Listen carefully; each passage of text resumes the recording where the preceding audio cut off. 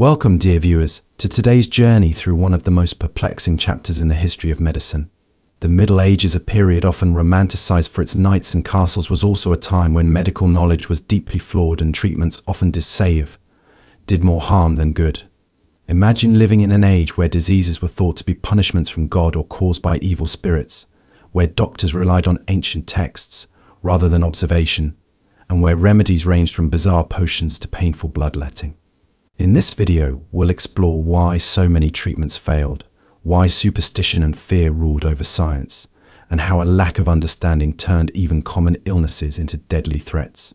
We'll look at the cultural, religious, and scientific factors that shape one. The dark truth about medieval medicine. In the dimly lit corridors of medieval life, medicine was not a beacon of hope, it was a mirror reflecting the era's fears, ignorance, and desperate faith.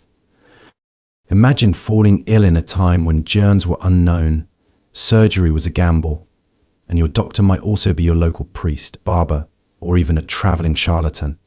The dark truth about medieval medicine lies not just in its lack of scientific foundation, but in the deeply rooted superstition and mysticism that shaped its practices. Physicians, such as they were, leaned heavily on ancient texts, like those of Galen and Hippocrates. Authors revered more for their antiquity than for accuracy. Their knowledge was unquestioned, despite the fact that it was built on flawed theories, especially the dominant belief in the four humors: blood, phlegm, black bile, and yellow bile. Illness, they claimed, was caused by an imbalance in these fluids, and treatment involved such terrifying methods as bloodletting, purging, and forced vomiting, all intended to restore balance. But perhaps more alarming was the intertwining of religion and medicine. Sickness was often seen as divine punishment for sin, and healing required not only physical treatment but confession, prayer, and sometimes public penance. In this world, disease was moral as much as it was physical, and physicians often deferred to theologians. Astrological charts determined the best time to bleed a patient. A sore throat might be blamed on bad humors or a cursed star. Mental illness, likely demonic possession. Remedies ranged from herbal concoctions to magical amulets, and many were shockingly unsanitary. Wounds were cauterized with red-hot irons. Trepanning, the act of drilling a hole in the skull to release evil spirits, was not uncommon. And antibiotics, of course, didn't exist, so infections from simple cuts could mean death. Hospitals, where they existed, were more like hospices. Run by monks and nuns, these places were filled with the smell of incense and rot, and they were focused more on caring for souls than curing bodies. Cleanliness was not prioritized. In fact, bathing was often discouraged for fear of weakening the body or inviting disease through the open visage. Physicians might carry fragrant herbs or flowers to ward off miasma, the foul air they believed spread disease. The true causes of illness, such as bacteria or viruses, wouldn't be discovered for centuries, and in the meantime, entire communities were decimated by plagues and fevers no one understood. And yet, despite the horrors, there's a strange admiration to be found in this chapter of history. Medieval healers, with all their flaws, were trying. They operated in a world without microscopes or labs, leaning on the best wisdom available to them, however misguided. Their failures paved the way for progress. Every leech applied, every poultice made from herbs and hope, was a step on the long road to modern medicine. The dark truth about medieval medicine is not just that it barely worked, but that it exposed the vulnerability of human life when knowledge is absent and superstition fills the void. It reminds us how fragile our understanding of health once was, and how far we've come from the days when hope, not science, was the only prescription. 2. Why doctors in the Middle Ages were basically guessing. In the Middle Ages, becoming a doctor didn't require years of rigorous training, clinical trials, or peer-reviewed research. It often required just access to ancient texts, some rudimentary literacy, and a willingness to experiment on desperate patients. The reality was stark and unsettling. Most medieval doctors were, quite literally, guessing. They worked in an age when science had not yet broken free from philosophy, where logic was valued more than evidence, and where observation took a backseat to belief. Doctors in medieval Europe based their entire medical framework on the writings of long-dead authorities like Galen, Hippocrates, and Aristotle. These ancient thinkers believed that the human body was governed by four humors: blood, phlegm, black bile, and yellow bile, and that health was the result of perfect balance among them. When a patient fell ill, the doctor's job was to restore that balance. But since there were no diagnostic tools, no thermometers, no stethoscopes, and no understanding of bacteria or viruses, physicians relied on outward symptoms, astrology, and occasionally dreams. Did your skin look pale? Must be an excess of phlegm. Did you have a fever? Maybe too much blood. Their treatments reflected this blind faith in theory: bloodletting, induced vomiting, purging, applying leeches, or prescribing herbal mixtures of unknown effectiveness. Worse still, medical education in the Middle Ages was more about memorizing classical texts than observing real patients. Universities taught medicine as part of a philosophical curriculum, not a scientific one. Students would spend years learning Latin translations of ancient works, rarely questioning whether the information actually worked in practice. Practical experience in treating the sick was minimal, often left to surgeons who were considered little better than barbers. In fact, many surgeries were carried out by barber surgeons, whose qualifications might include nothing more than a steady hand and a sharp blade. Adding to the confusion was the overwhelming influence of religion. Illness was frequently seen as a punishment from God, or the result of moral failing, demonic possession, or astrological misalignment. Doctors might consult star charts before prescribing a treatment, or suggest prayer and pilgrimage as part of the healing process. Hospitals were operated by religious orders, focused more on spiritual comfort than physical cures. Cleanliness was undervalued, and concepts like infection control or sanitation were almost non-existent. Given all this, medieval doctors were working with almost no real knowledge about the causes of disease. They couldn't see bacteria under a microscope. They had no concept of antibiotics or sterile environments. And yet, they were tasked with making life or death decisions for people suffering from everything from the plague to broken bones. Unsurprisingly, mortality rates were high, and trust in medicine was often shaky. Many people turned instead to herbalists, midwives, or folk healers who sometimes had better outcomes simply because they were more in tune with the real-life experiences of their patients. The truth is, doctors in the Middle Ages were doing their best in a world full of unknowns, but their efforts were guided more by guesswork than understanding, more by tradition than testing. While some remedies had a basis in real healing properties like willow bark for pain, most were ineffective or even harmful. Yet from this age of uncertainty grew the seeds of scientific inquiry. As centuries passed, the failures of medieval medicine gave rise to the need for better methods, for observation, experimentation, and proof. And so the legacy of those guessing doctors' lives on not in their treatments, but in the lesson they left behind, that medicine without science is little more than hope wrapped in ritual.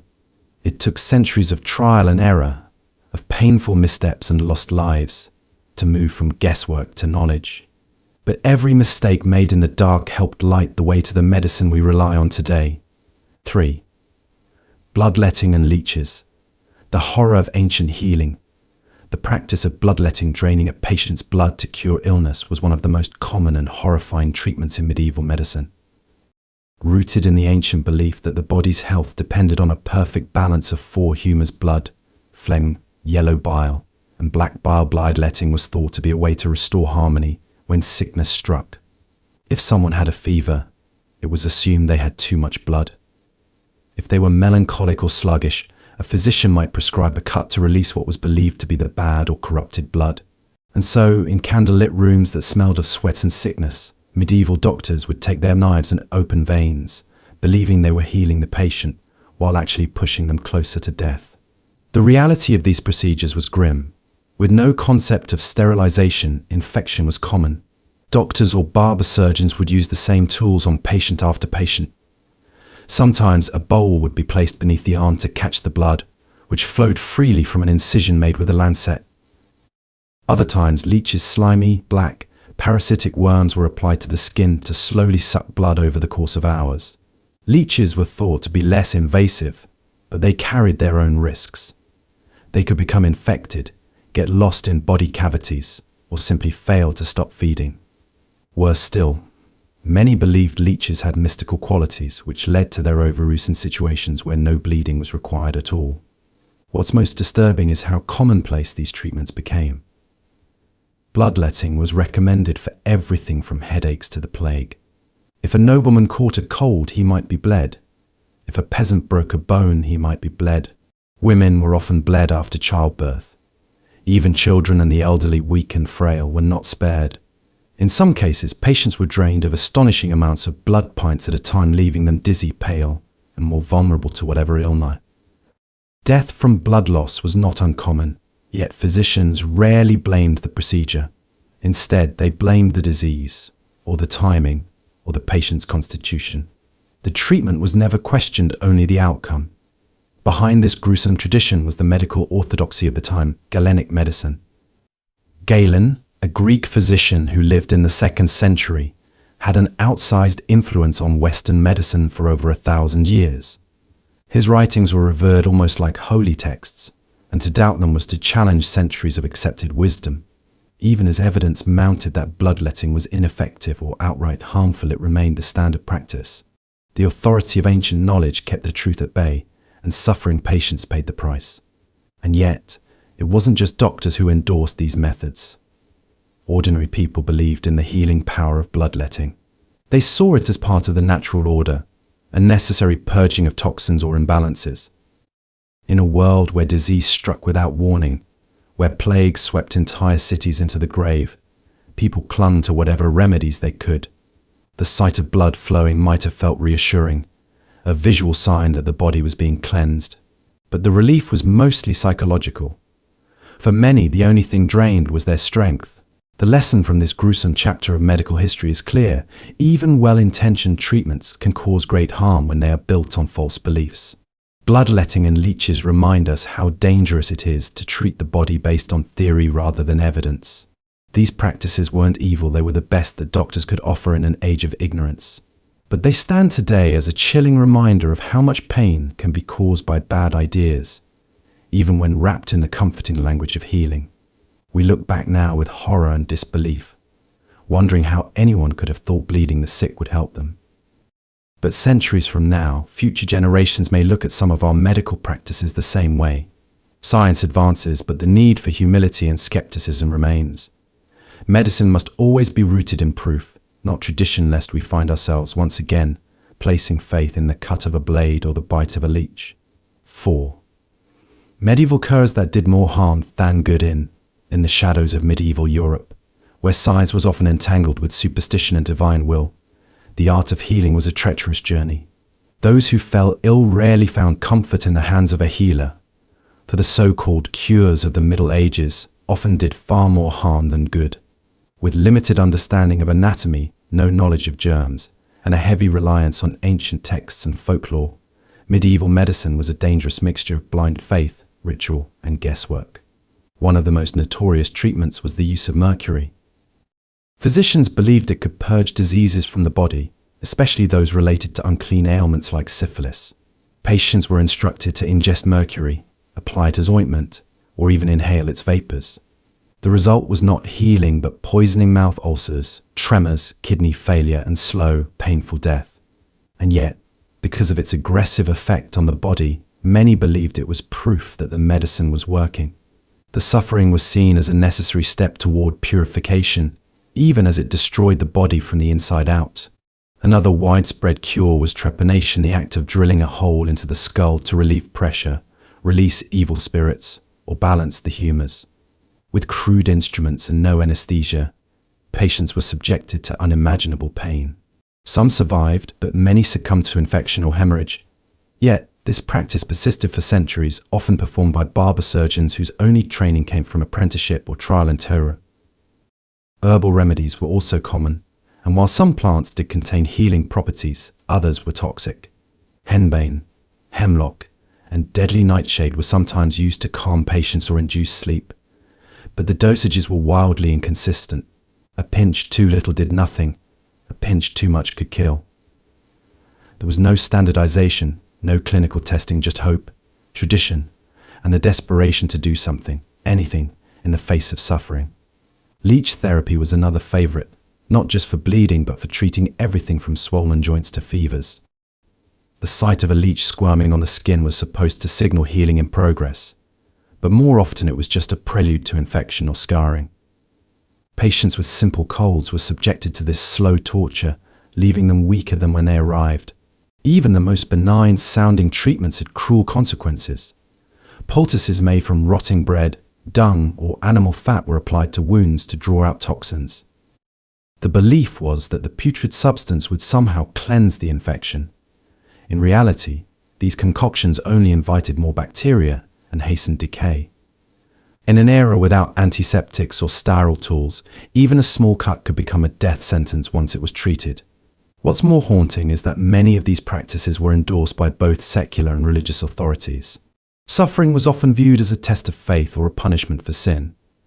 Healing was a spiritual matter as much as a physical one. Pilgrimages to holy sites were prescribed alongside herbs and incantations. Some ailments were blamed on demons, and exorcisms were performed instead of medical procedures.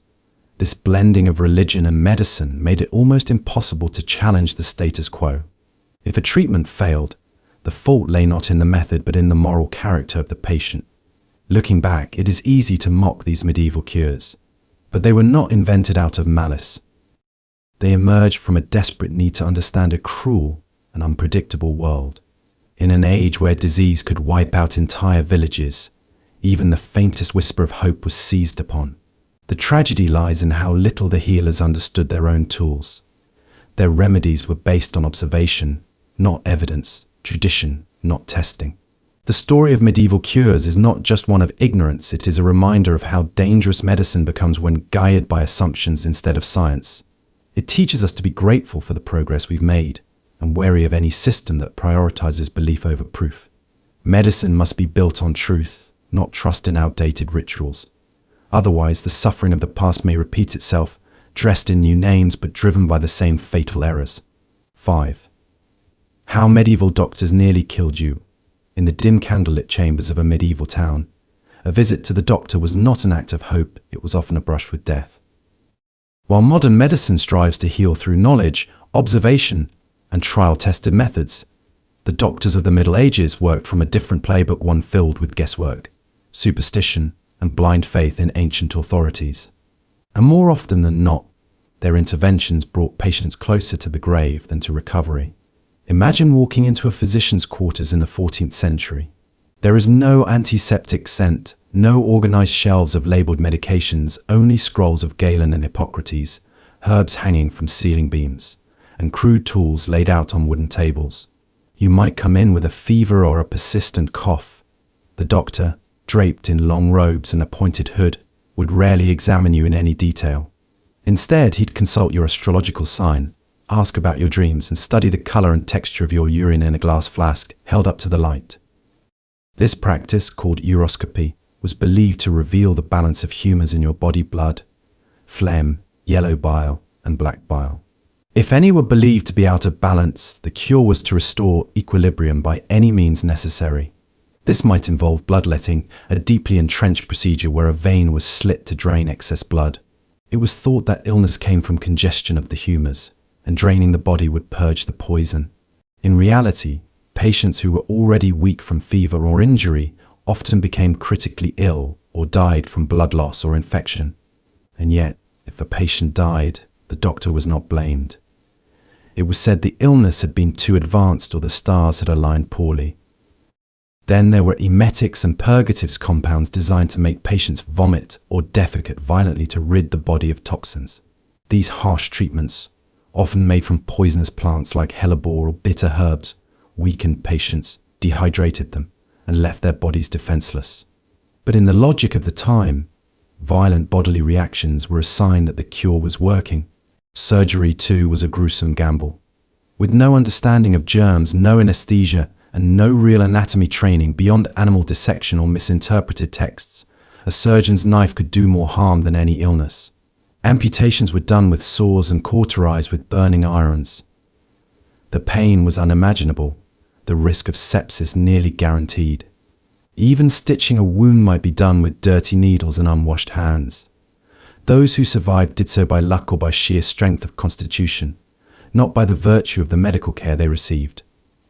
But the most damning truth about medieval doctors was their unwavering loyalty to ancient texts and spiritual beliefs, even in the face of mounting evidence of failure.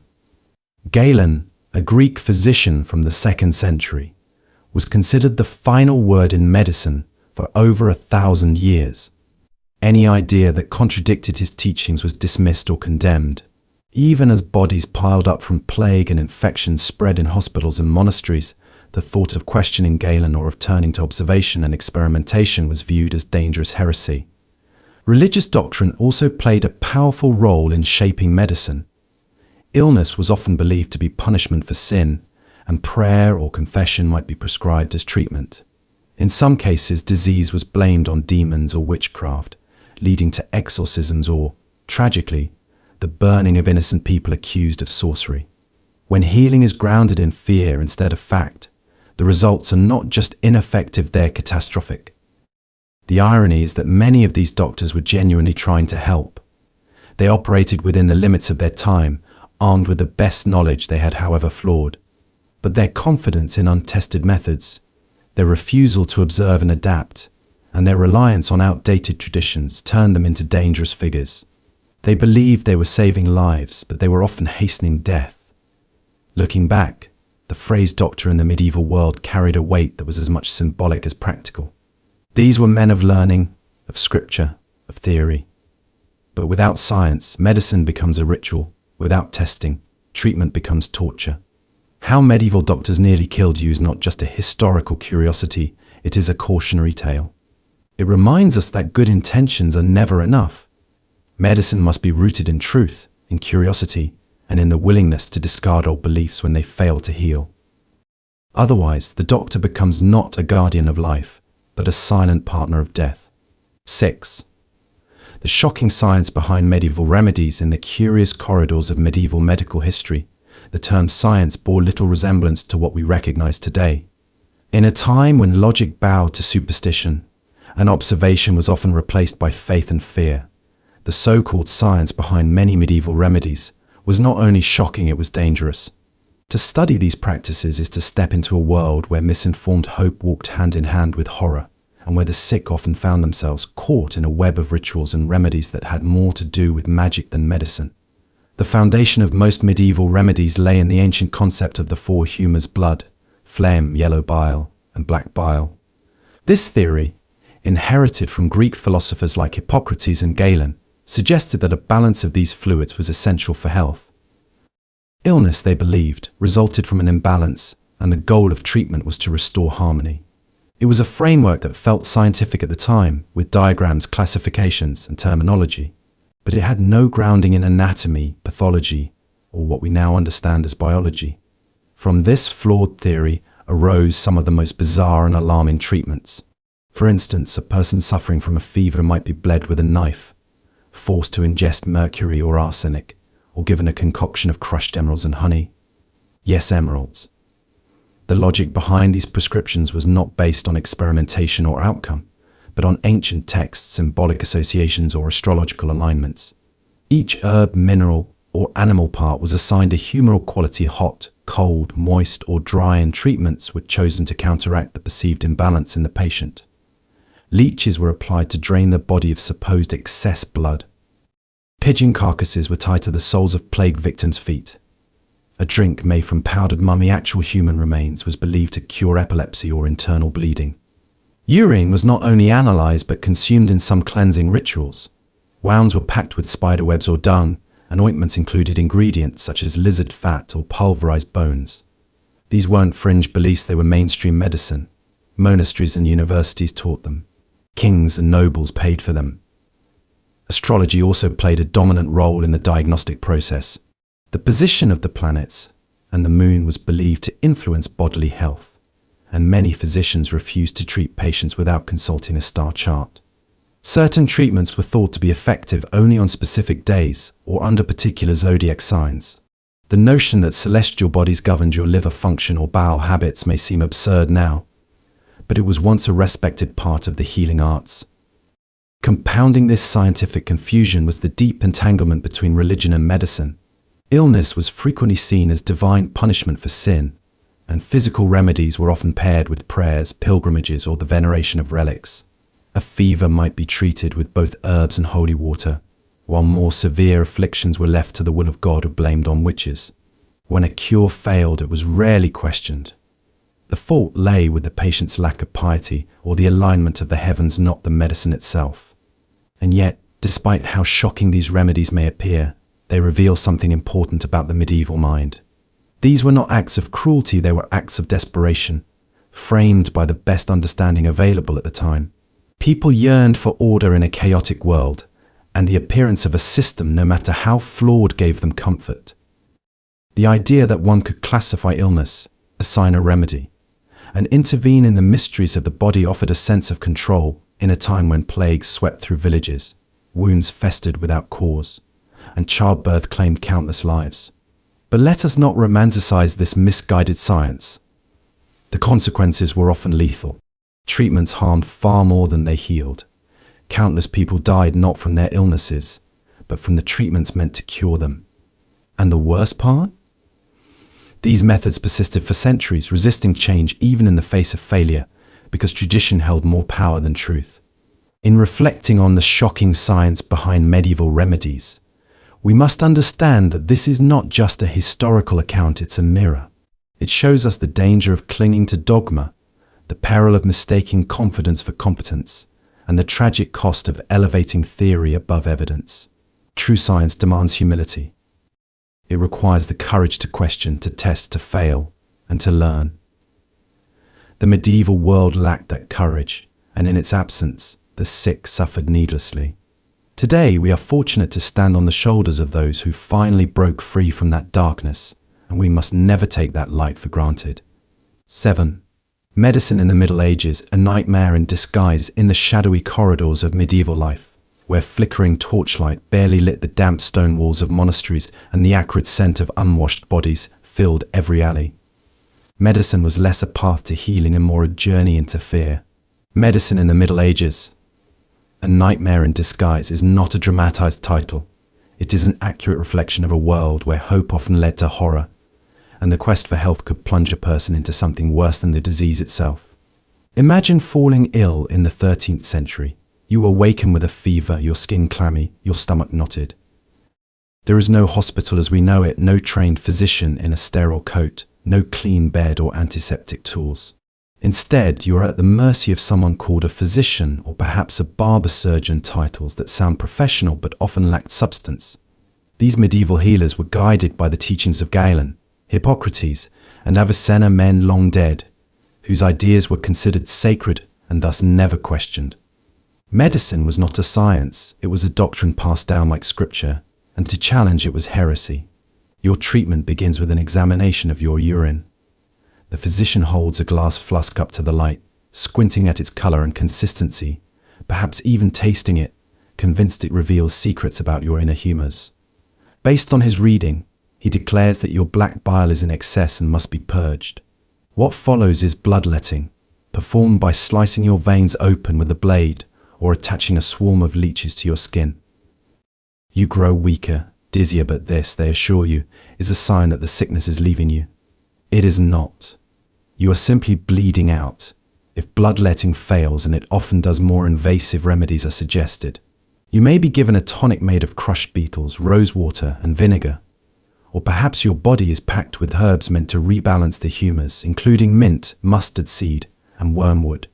You could be prescribed a poultice made from the fat of a goose mixed with crushed pearls. Some treatments include excrement, not metaphorically, but literally animal dung believed to draw out infection.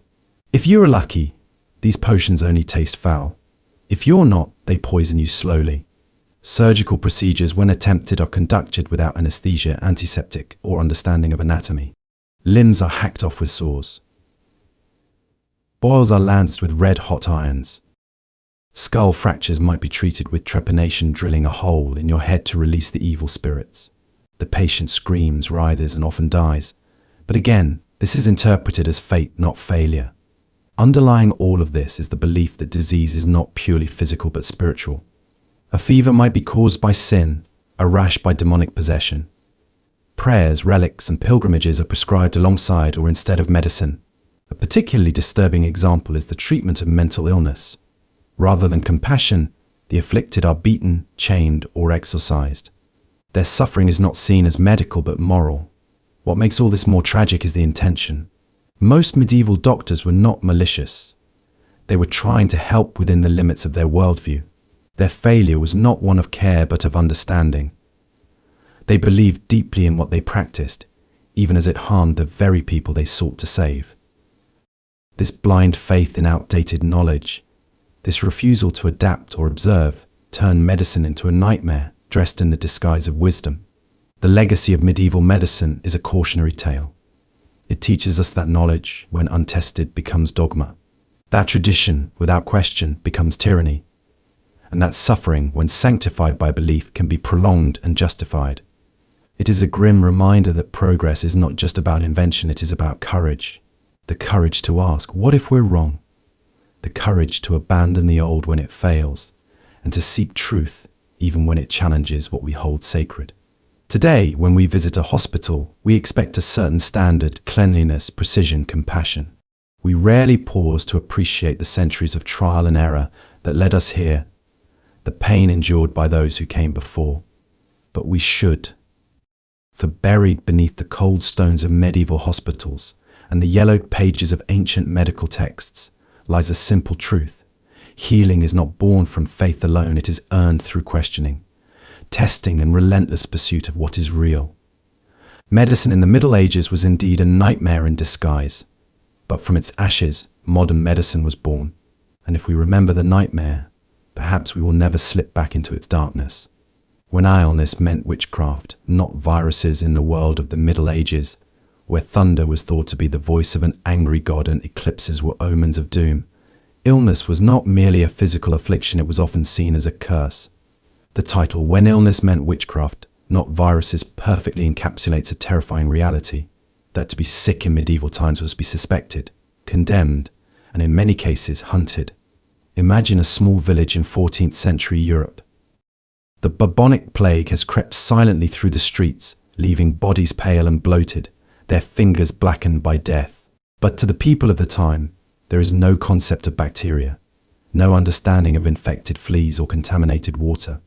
Instead, they look for a scapegoat.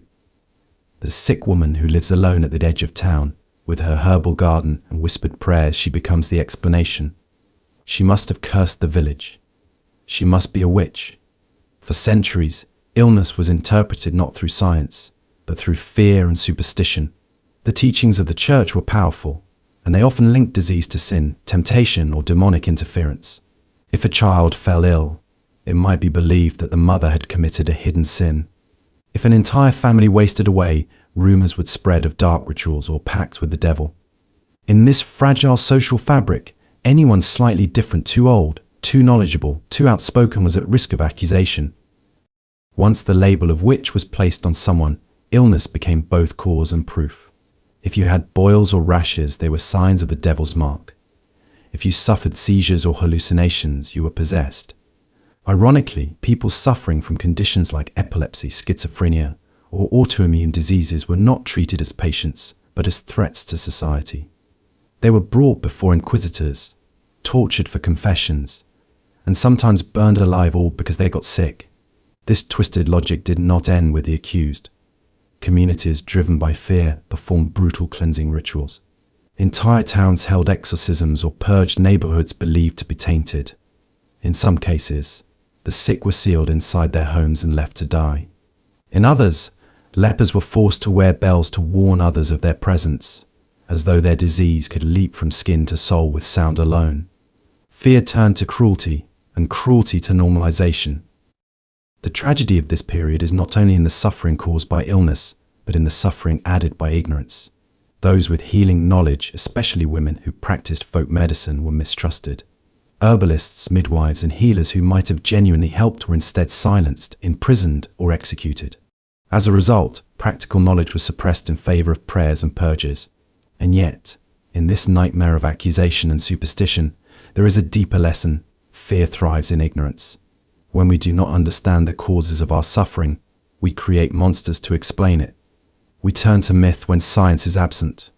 We blame our neighbors when nature overwhelms us. The medieval fear of witches during times of plague wasn't just cruelty, it was a desperate attempt to make sense of chaos. Today we understand that illness comes from viruses, bacteria, genetics, an environment, not curses or demonic possession. But even now, echoes of that past remain. When new diseases appear, Rumors spread faster than facts. When communities feel powerless, they still look for someone to blame. The story of how illness once meant witchcraft is not just a chapter in history, it's a warning. We must remember how fear once burned the innocent, how sickness was once a death sentence not from the disease, but from the society that misunderstood it. In remembering, we protect ourselves from returning to that darkness. Knowledge must always be our light. 9. The most dangerous job in the Middle Ages, being sick in the chaotic, dimly lit corridors of medieval life.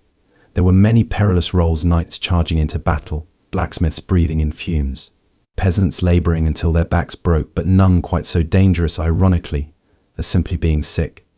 The title, The Most Dangerous Job in the Middle Ages, being sick, may sound like dark humor, but the reality behind it, chillingly true.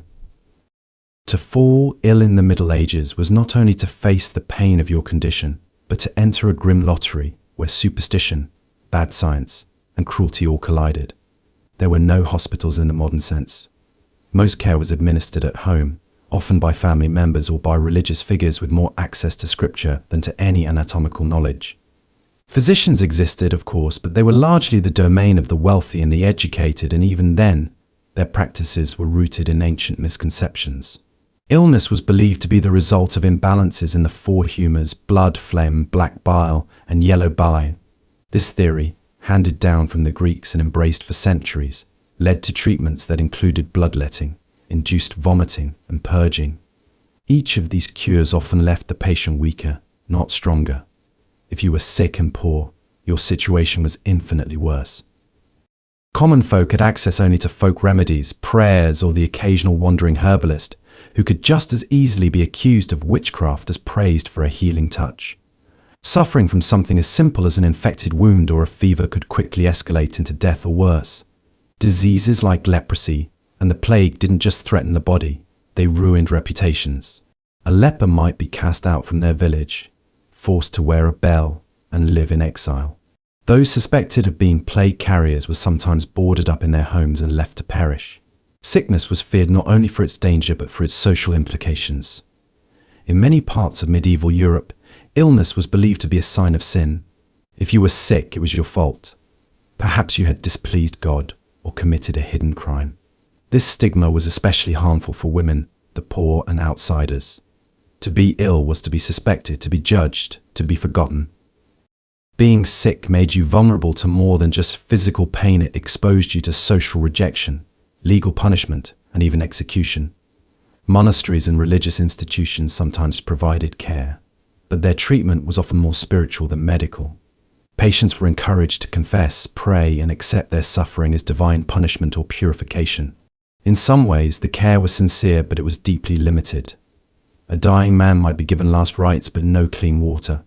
A woman in childbirth might receive a priest before she ever saw a midwife. Faith was plentiful. Effective treatment was not. The irony of being sick in the Middle Ages was that while you most needed compassion, you were often met with fear or indifference. Illness was not seen as a natural part of life, but as a threat to the spiritual and social order. The sick became burdens, symbols of divine wrath, or scapegoats for wider misfortunes like famine, war, or plague. And so, being sick was indeed one of the most dangerous positions one could hold. Not because the job was active, but because it rendered you powerless. Powerless to defend yourself from poor treatment, powerless to understand your own suffering, and powerless in the face of systems that favored belief over evidence. Fear over care. Reflecting on this grim chapter of history should make us profoundly grateful for the scientific advances we often take for granted: TK vaccines, antibiotics and antiseptics, diagnostic tools, and the understanding that illness is not a moral failure but a biological fact. Yet it should also remind us to safeguard that progress. Because the moment we let ignorance and fear dictate how we treat the sick, we risk returning to an era when suffering was amplified by cruelty, and the most dangerous thing you could do was simply fall ill. 10. The scariest cures from medieval times. In the shadowy world of medieval medicine, where science barely flickered and superstition reigned supreme, the line between treatment and torture was frighteningly thin. The title, The Scariest Cures from Medieval Times, isn't an exaggeration, it's a chilling reality. To be ill in that era was not only to suffer from the pain of disease, but also to risk enduring terrifying, sometimes life-threatening remedies that could make one question which was worse, the illness or its cure. Among the most disturbing treatments was trepanation, the act of drilling a hole into a person's skull to release supposed evil spirits or to tube out. Without anesthesia, without sterilization, and with only rudimentary tools, this procedure was agonizing and often fatal. Still, it was performed with grim confidence, as physicians believed a hole in the head could cure seizures, migraines, and even mental illness. Some skulls from the period show signs of bone healing, meaning patients did survive, but at what cost? Then there was the practice of bloodletting, one of the most commonly prescribed cures for everything from fevers to indigestion. Doctors used sharp knives or leeches to drain blood, under the misguided belief that it would balance the four humors of the body. A patient already weak from illness would often leave these sessions pale, faint, or dead. The method was rarely questioned, as it had been handed down from ancient texts, and challenging the wisdom of Galen or Hippocrates was heresy. Cupping and cauterization were equally brutal. Heated metal cups were placed on the skin to create suction, supposedly drawing illness from the body. Meanwhile, cauterization involved searing open wounds or diseased tissue with red-hot irons. Intended to stop infection or bleeding, it often led to greater suffering, infection, and permanent disfigurement. No antiseptics, no painkillers, just fire and flesh. For women, childbirth itself was already risky, but medieval cures for complications made it far worse. Herbal mixtures, often unregulated and toxic, were used to induce labor or ease pain. In desperate situations, instruments like the birthing hook or crude forceps were used with horrifying results. The death rate for mothers and infants was high not because of nature's cruelty alone, but because of ignorance disguised as care. Other terrifying treatments included the application of dead animals to wounds or swellings, believing that the rot would somehow draw out disease. One supposed cure for plague involved rubbing a live chicken on swollen lymph nodes. Another involved drinking mixtures made from crushed emeralds, mercury, or even ground-up mummies. The logic behind these methods was so distant from medical science that they seem more like rituals from a horror story than legitimate attempts to heal. These practices were born out of desperation, yes, but also out of a dangerous mix of arrogance and fear. Physicians and healers genuinely believed they were helping, yet many operated without questioning the suffering they caused. The church influence further complicated things. Disease was often viewed as punishment from God, so enduring pain might be seen as penance. The more a patient suffered, the more righteous the cure seemed. Looking back, it's easy to recoil in disbelief. But the truly scary part is not just what these people endured, it's how long these beliefs lasted. Bloodletting, for example, remained in practice for centuries. These frightening cures weren't just fringe methods, they were mainstream, endorsed by doctors, priests, and kings alike. And because there was little understanding of bacteria, infection, or the body's internal systems, no one could prove otherwise. The lesson in all of this is sobering. Knowledge protects us. Superstition, when given power, can justify almost any cruelty. In medieval times, the scariest cures were often worse than the diseases they were meant to fight. And though we live in an age of medical miracles today, we must remain vigilant, questioning bad science, confronting pseudomedicine, and ensuring that compassion guides every cure. Because history has shown us what happens when fear and ignorance wear the mask of healing. 11. Why people feared doctors more than plague. In the depths of the medieval world, fear was a constant companion. War, famine, and pestilence haunted every village and castle alike. But perhaps one of the most chilling truths of that era is this: when people fell ill, many feared the doctor more than the disease itself. The title, Why People Feared Doctors More Than Plague, may sound dramatic, but for countless people in the Middle Ages, it was a grim reality. Imagine, for a moment, being struck by the symptoms of the Black Death: high fever, vomiting, swollen lymph nodes that turned black and oozed pus. You're writhing in agony, your family terrified. And then the doctor arrives not as a figure of hope, but as a foreboding omen. Clad in a long, waxed robe and a beaked mask stuffed with herbs, the plague doctor looked more like a spectre of death than a healer. His tools were as frightening as his appearance: long metal rods to poke and prod from a distance, knives to lance bows, jars of leeches, and mixtures of mercury or vinegar meant to cleanse the body. There were no reassurances, no anesthetics, no real cure, just painful procedures and prayers for survival. In many cases, people would rather die at home than submit to the doctor's treatments. Bloodletting was one of the most common remedies, even for plague. Weak and dehydrated victims were bled until unconscious, sometimes until death. If they lived, they were left even more vulnerable. Others were forced to endure cauterization, burning of sores with hot irons to supposedly purge the disease. Some were bathed in urine, others in vinegar mixed with herbs. Few survived these efforts, and many died not from the disease, but from the cures. Worse still, doctors often had little understanding of how diseases spread. They clung to the outdated theory of the four humours: blood, phlegm, yellow bile, and black bile, and believed that imbalance caused illness. So they prescribed vomiting, enemas, and bizarre dietary restrictions. If a patient had a fever, they might be denied water, even in the blistering heat. If they had a rash, it might be smeared with crushed insects or lead paste. No matter how absurd or painful the treatment, it was administered with total authority. And if that weren't enough, doctors were expensive. The poor often couldn't afford them, and when they could, they regretted it. A visit from a doctor often meant financial ruin, no improvement in health, and the added danger of invasive or brutal procedures. Meanwhile, the rich sought alchemists, astrologers, or monks, each with their own brand of pseudoscience and blind faith. Healing became a lottery of luck, not knowledge. The fear of doctors was not just rooted in their ineffectiveness, but in the certainty that their visit could mean a faster, more agonizing end. Families sometimes hid their sick to avoid a diagnosis that would bring the town's physician and possible quarantine or death.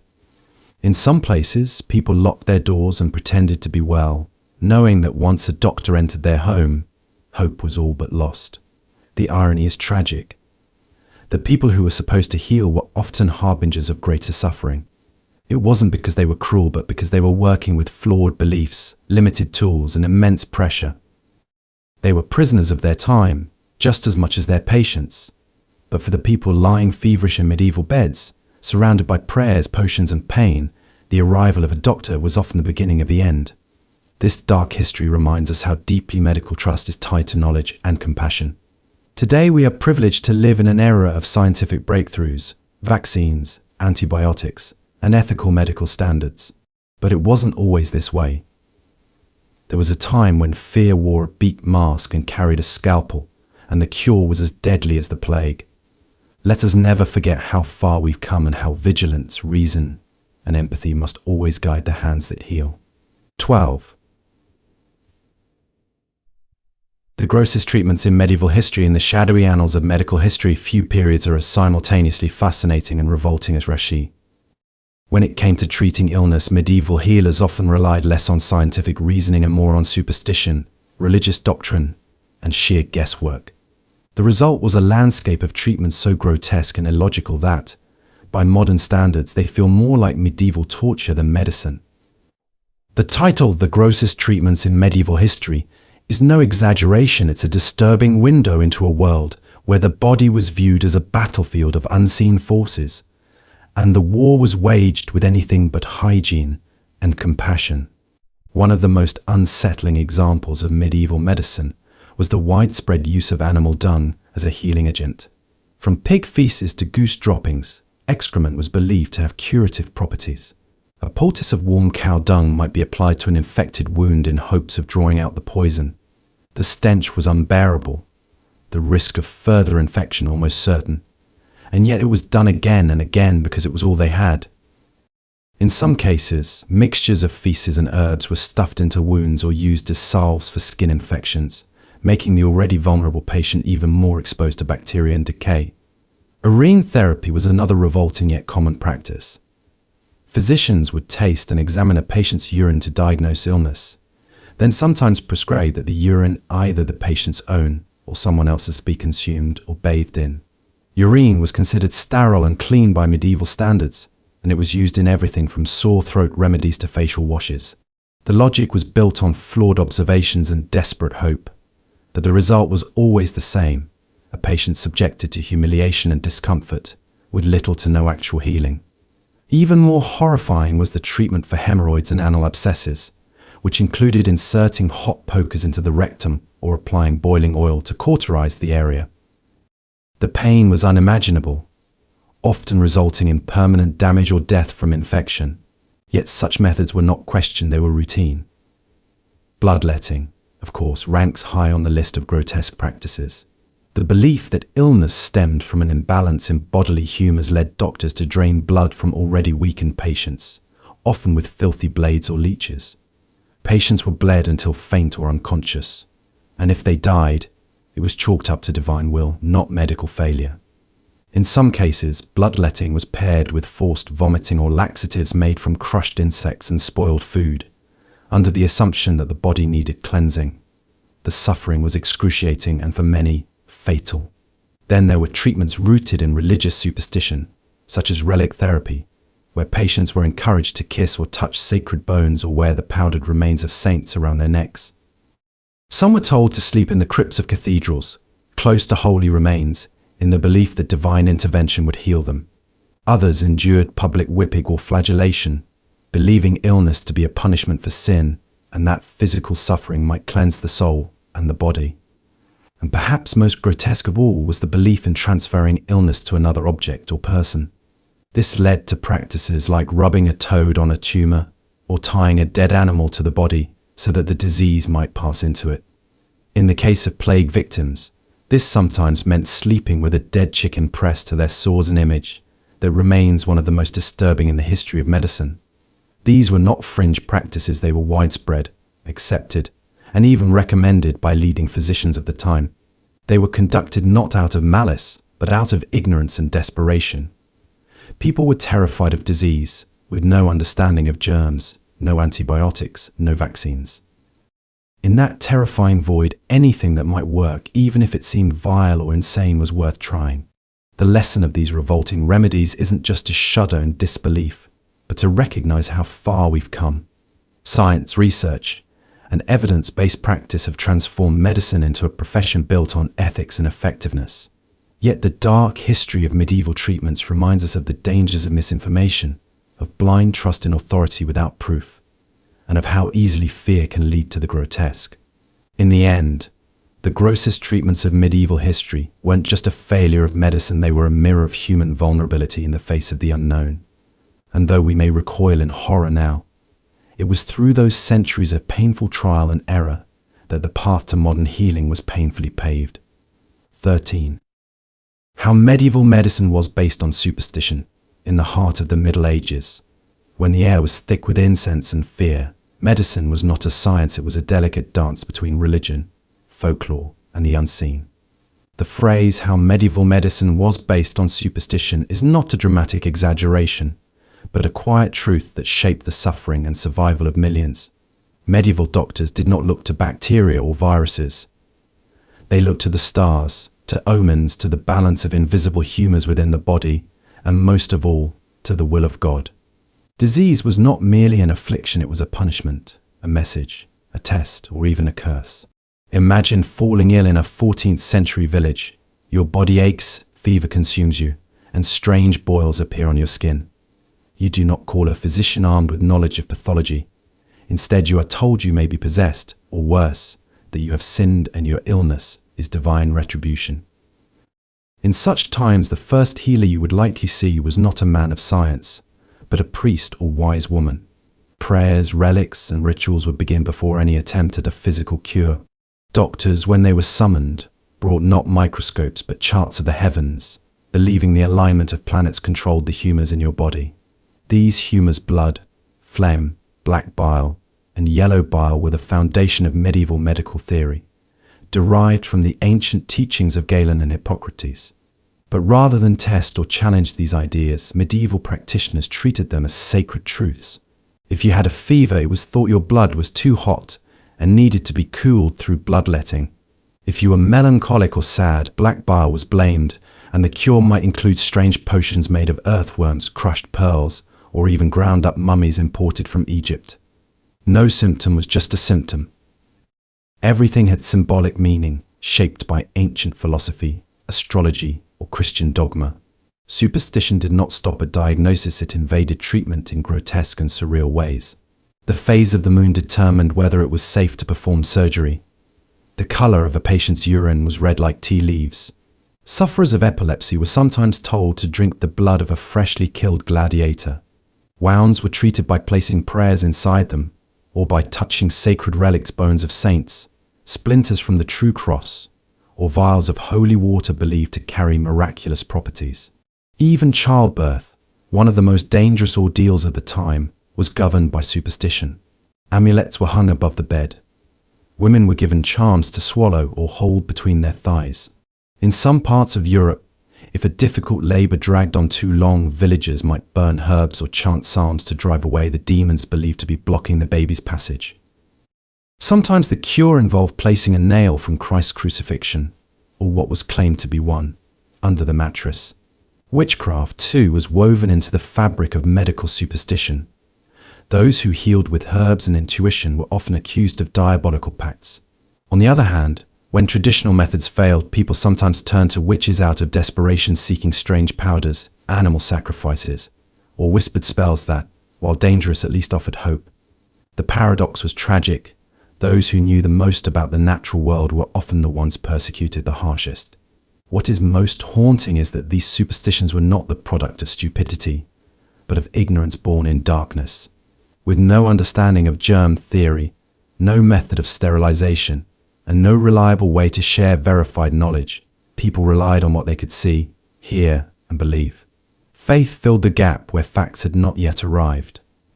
Today we may shake our heads at the absurdity of these beliefs, but the deeper lesson is not one of ridicule, it is a warning. Superstition thrives where science is absent. In moments of crisis and fear, even the modern world has shown a tendency to return to the irrational, to cling to the familiar comfort of symbols and rituals, rather than the uncertainty of logic. Medieval medicine, steeped in superstition, reminds us of the value of inquiry, of skepticism, and of the long, painful journey it took to separate belief from biology. In the end, the story of medieval medicine is a sobering reflection of human fragility. It reveals how desperately we seek answers in the face of death and how easily, without science, we build those answers from shadows. 14. What happened if you got a fever in the 1300s? In the 1300s, a fever wasn't just an uncomfortable inconvenience, it was a harbinger of doom. In a time before thermometers, before bacteria had a name, before even the simplest of antibiotics, a rising temperature was viewed not as a bodily response to infection, but as a sign of imbalance, punishment, or worse, divine wrath. If you got a fever in the Middle Ages, your fate hung on a precarious line between superstition and desperation, where treatment could be more terrifying than the illness itself. Let us imagine the moment. You wake in a wooden cottage, cold and damp, your breath visible in the morning air. Sweat clings to your skin despite the chill. Your head pounds, your limbs tremble, and your mouth is dry. Your family, unfamiliar with the concept of germs or viruses, believes something inside you has gone wrong. Perhaps you've been cursed. Perhaps you've sinned. Or perhaps your body's humors are simply out of balance. The four humors theory dominated medieval medicine. Blood, phlegm, black bile, and yellow bile, each tied to the elements and emotions, were thought to govern health. A fever meant too much heat, too much blood. The solution? Bloodletting. A barber surgeon would arrive with his knives, bowls, and leeches. You'd be cut, drained, bled until dizziness overtook the illness. The hope wasn't to cure but to restore balance, to cool your body by letting the bad humors out. If that didn't work, the fever was escalated to a spiritual battle. You were prayed over. Holy relics were placed by your bed. The local priest might visit, whispering psalms and blessings while your family lit candles and begged saints for mercy. Some believed that illnesses were the work of demons or the devil himself, and so you might be subjected to exorcisms or strange rituals meant to cleanse your spirit rather than your body. Herbal remedies followed, often brewed by wise women or local healers, people who lived dangerously close to being branded witches. You might be given a concoction of chamomile, yarrow, nettle, or even crushed toads and ashes of a holy text. Some were helpful. Many were toxic. And none were based on anything resembling modern science. If you were lucky, Your fever would break despite the treatment, not because of it. In wealthier homes, physicians were consulted, but even the most educated doctors still relied on ancient texts from Galen and Hippocrates. Astrology played a heavy hand. Treatment plans were timed to the movement of stars. A doctor might declare that Mars in retrograde meant a delay in recovery, or that Venus rising required a change in diet or more aggressive bleeding. None of it helped, but all of it was believed. Clean water was scarce, and sanitation was non-existent. Even if you recovered from the fever, you were likely weakened by the treatment, dehydrated from vomiting, drained from bloodletting, or infected by unclean hands. And if your fever was a symptom of something worse like the plague or dysentery, your suffering would only intensify, with no real hope of survival. Children and the elderly were especially vulnerable. A simple cold could lead to pneumonia, and without antibiotics, pneumonia was often fatal. Many died not from the fever itself, but from the chain of ignorance it set in motion: dangerous treatments, unsanitary conditions, and the blind trust in superstition. And so, what happened when you got a fever in the 1300s? You entered a world where pain was met with ritual, where science had not yet lit its lamp in the darkness, and where the body became a battlefield for myths, prayers, and knives. It wasn't just your health at risk, it was your soul, your reputation, and your standing in a community that feared disease as much as it feared hell. The lesson, when looking back from our place in the modern world, is sobering. We often take for granted the simplicity of aspirin, the availability of doctors who rely on data rather than divine signs, and the knowledge that a fever is not a sentence but a symptom. In the 1300s, a fever was a story, one filled with fear, confusion, and often tragedy. And while the flames of superstition have dimmed, they have not disappeared. The tale of fever in the Middle Ages warns us to stay vigilant to protect the hard-won light of science from the shadows of fear. 15. The horrors of surgery without anesthesia. In the shadowy halls of medieval medicine, one of the most terrifying realities lay in the raw, brutal experience of surgery without anesthesia. To be sick or wounded in the Middle Ages was to gamble with pain on a scale unimaginable today. There were no numbing injections, no soothing sleep before the blade, no mercy in the hands of time. If your limb was broken beyond healing, if a festering wound threatened to rot your flesh, or if an abscess needed lancing, you were at the mercy of a surgeon armed with saws, knives, and the chilling philosophy, the quicker, the better. Imagine the scene: a crude wooden table in the back of a monastery or the corner of a village barn, the air heavy with the iron tang of blood. You, the patient, lie strapped down or gripped by several strong men, friends or strangers alike, whose only job is to hold you still. The surgeon, likely a barber by trade, has washed neither his nor his tools. He gives no explanation. There is no consent, no comfort. Only a quick nod, the glint of a blade, and then the tearing of flesh. You scream. Everyone expects it. It is part of the process. Surgery in the Middle Ages was brutal out of necessity and ignorance. With no understanding of germs, infections ran rampant. Death from surgery was often caused not by the wound itself, but by what followed: gangrene, sepsis, or fever. Tools were reused, wiped on aprons, or dipped in wine as a crude disinfectant.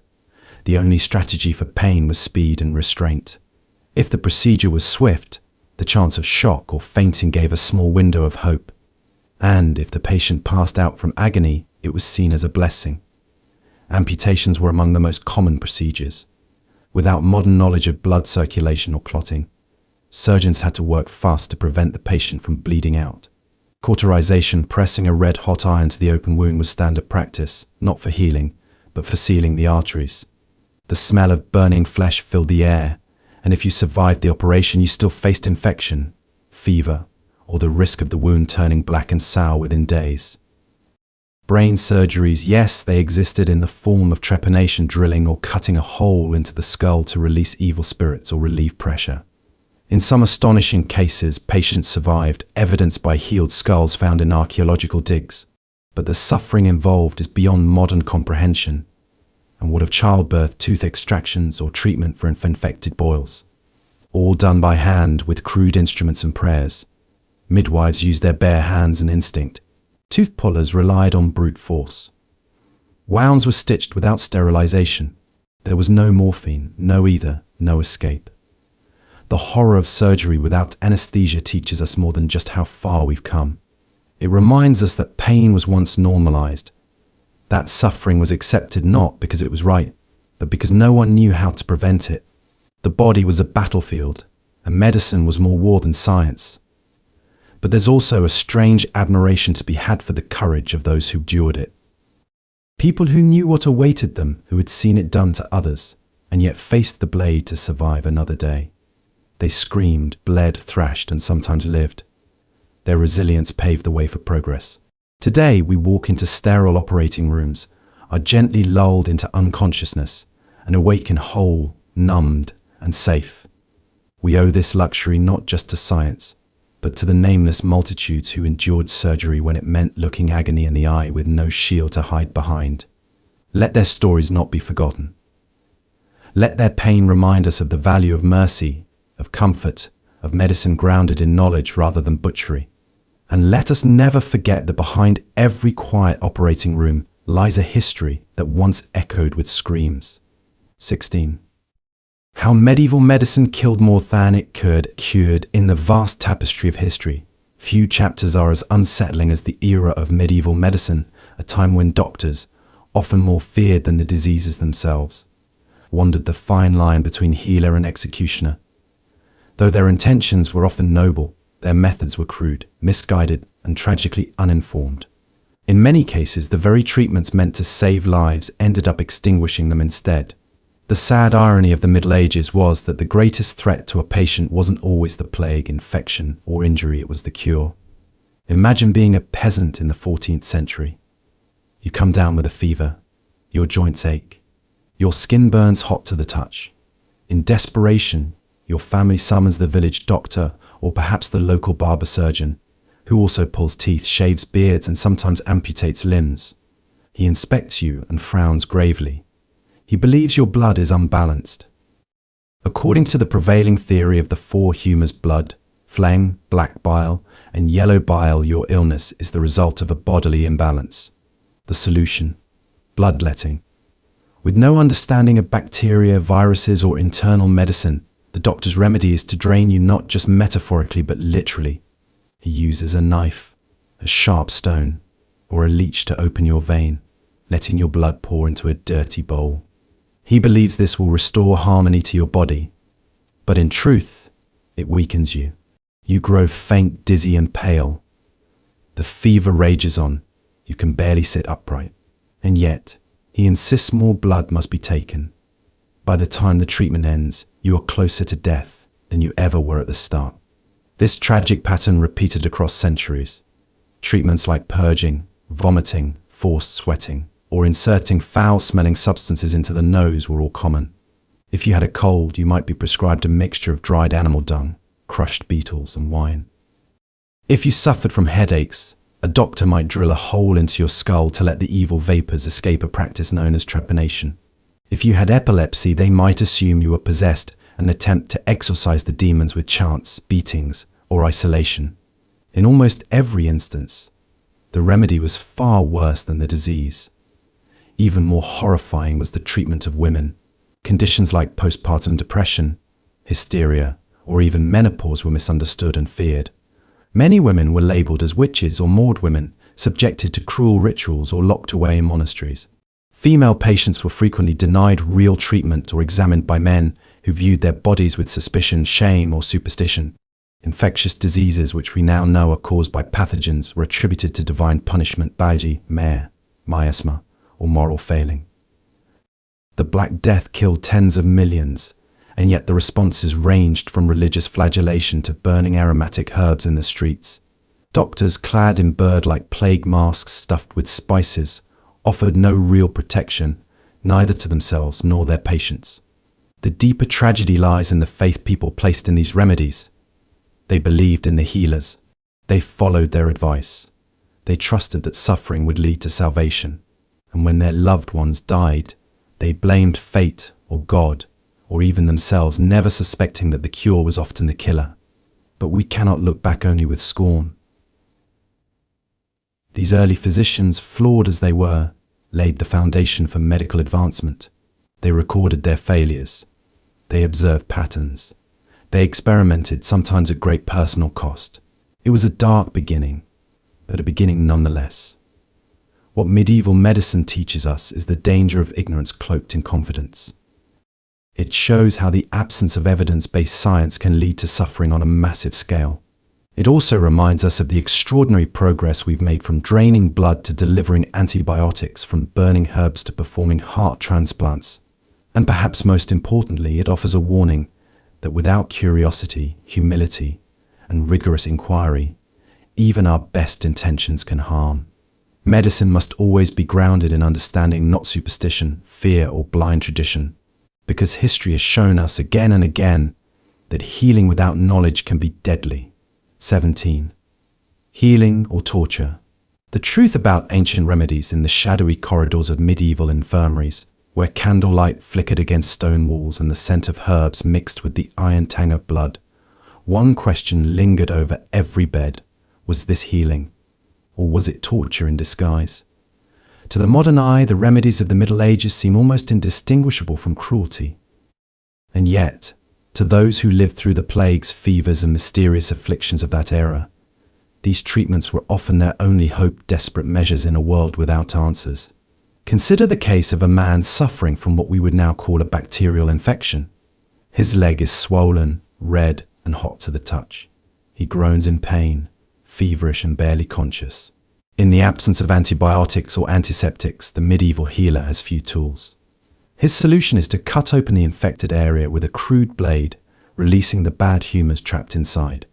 No anesthesia is used, for none exists. The patient's screams echo through the village. Hot irons are prepared not to help, but to cauterize the wound, searing the flesh close to prevent further evil from entering. The agony is unimaginable, but the doctor believes he has saved a life. Then there are the herbal remedies, seemingly gentle in theory, but in practice often dangerous.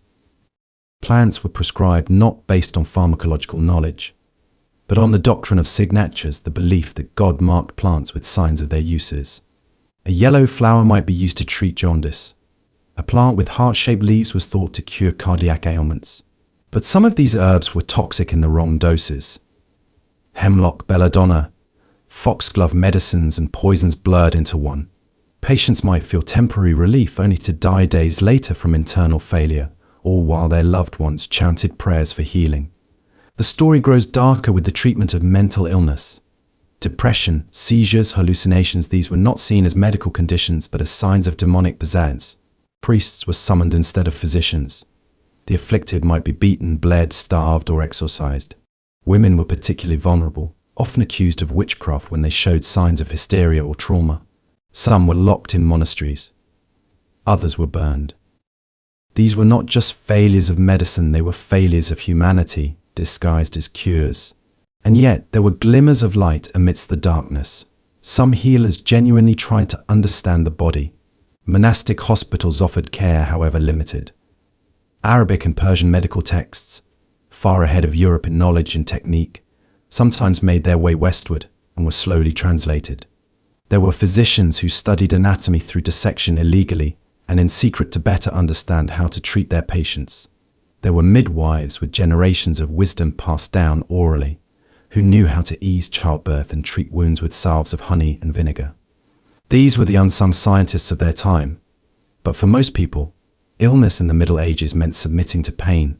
To be sick was to surrender your body to a system that had more faith in ritual than in evidence. You might be purged with vomit-inducing concoctions.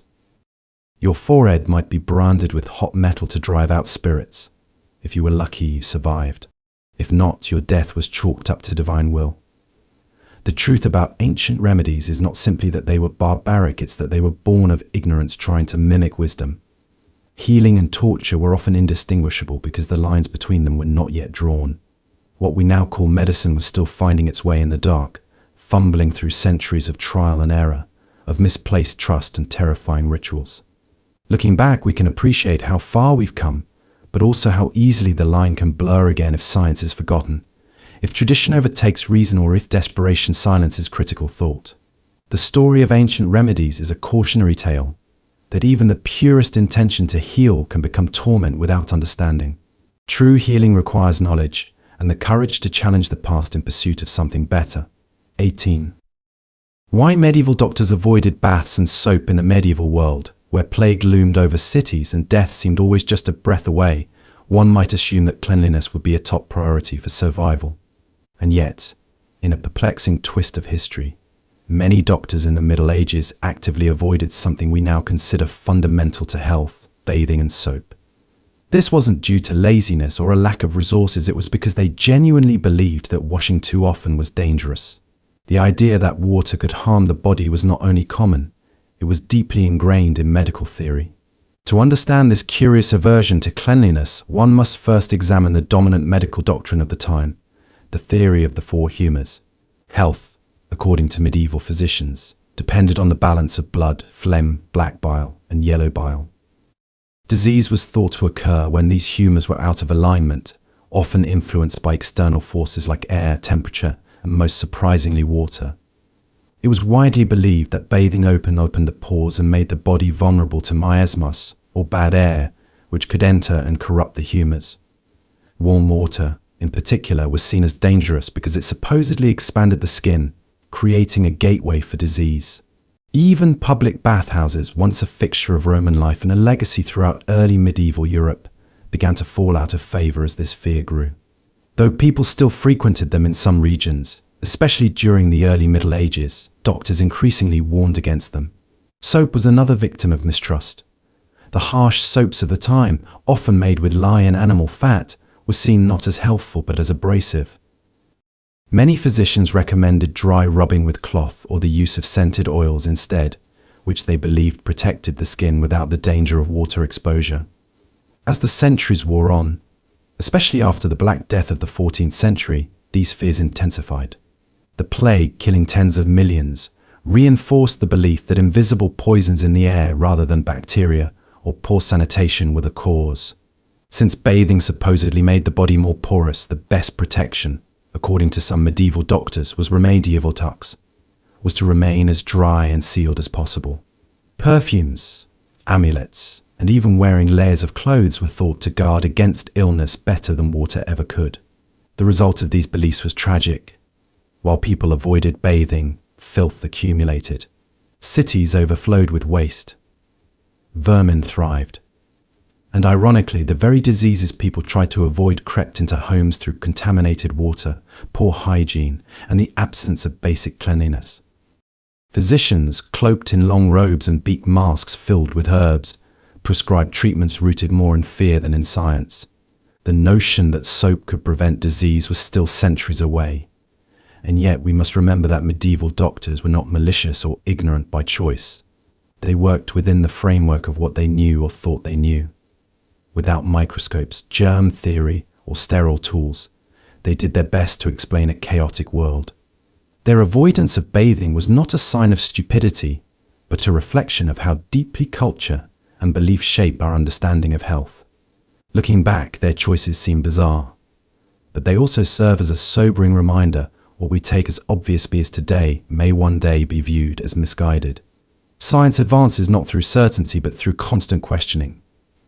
The story of why medieval doctors avoided baths and soap is not just about dirt or disease, it's about the peril of mistaking fear for wisdom. Cleanliness, like knowledge, must be earned, not feared. 19.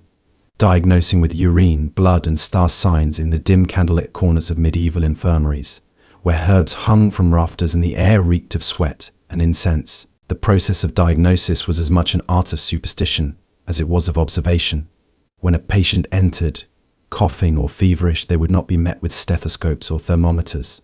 Instead, their doctor might begin by inspecting a small flask of their urine, tilting it toward the light, noting its color, its clarity, and even if brave enough, its taste. Alongside this fluid analysis, the physician would consult blood, temperament, and quite curiously, the alignment of the stars. In the Middle Ages, to diagnose was to divine. Urine, in particular, was a prized diagnostic tool. Physicians carried urine charts, often beautifully illustrated, that compared the shades and textures of urine to specific imbalances of the four humours: blood, phlegm, black bile, and yellow bile. A dark or murky sample might suggest an excess of melancholy, while a pale, watery one could indicate a deficiency in vital heat. The urine wheel, a diagnostic guide used by many practitioners, became a staple in medical texts, representing what we might now view as guesswork wrapped in ritual. No blood tests, no cultures, just a flask of bodily fluid and centuries of tradition. Equally important was the blood. Not necessarily lab analysis, which was, of course, non-existent, but the symbolic reading of blood's behavior within the body. Was the patient flushed or pale? Did they bleed from the nose or gums? Was their pulse considered choleric or phlegmatic? Bloodletting, the intentional draining of blood to balance the humors, was a common solution, prescribed even when the patient was already weak. It was thought that illness festered within bad blood, and by letting it out, the body could be purified. But often, these treatments left patients worse off, teetering on the edge of death from the very cures meant to save them. And then there were the stars. Astrology was not a fringe belief, it was central to medical thought. Doctors would consult celestial charts before beginning any treatment. Was the moon in Aries? That might affect the head. Mercury in retrograde? Best not to operate.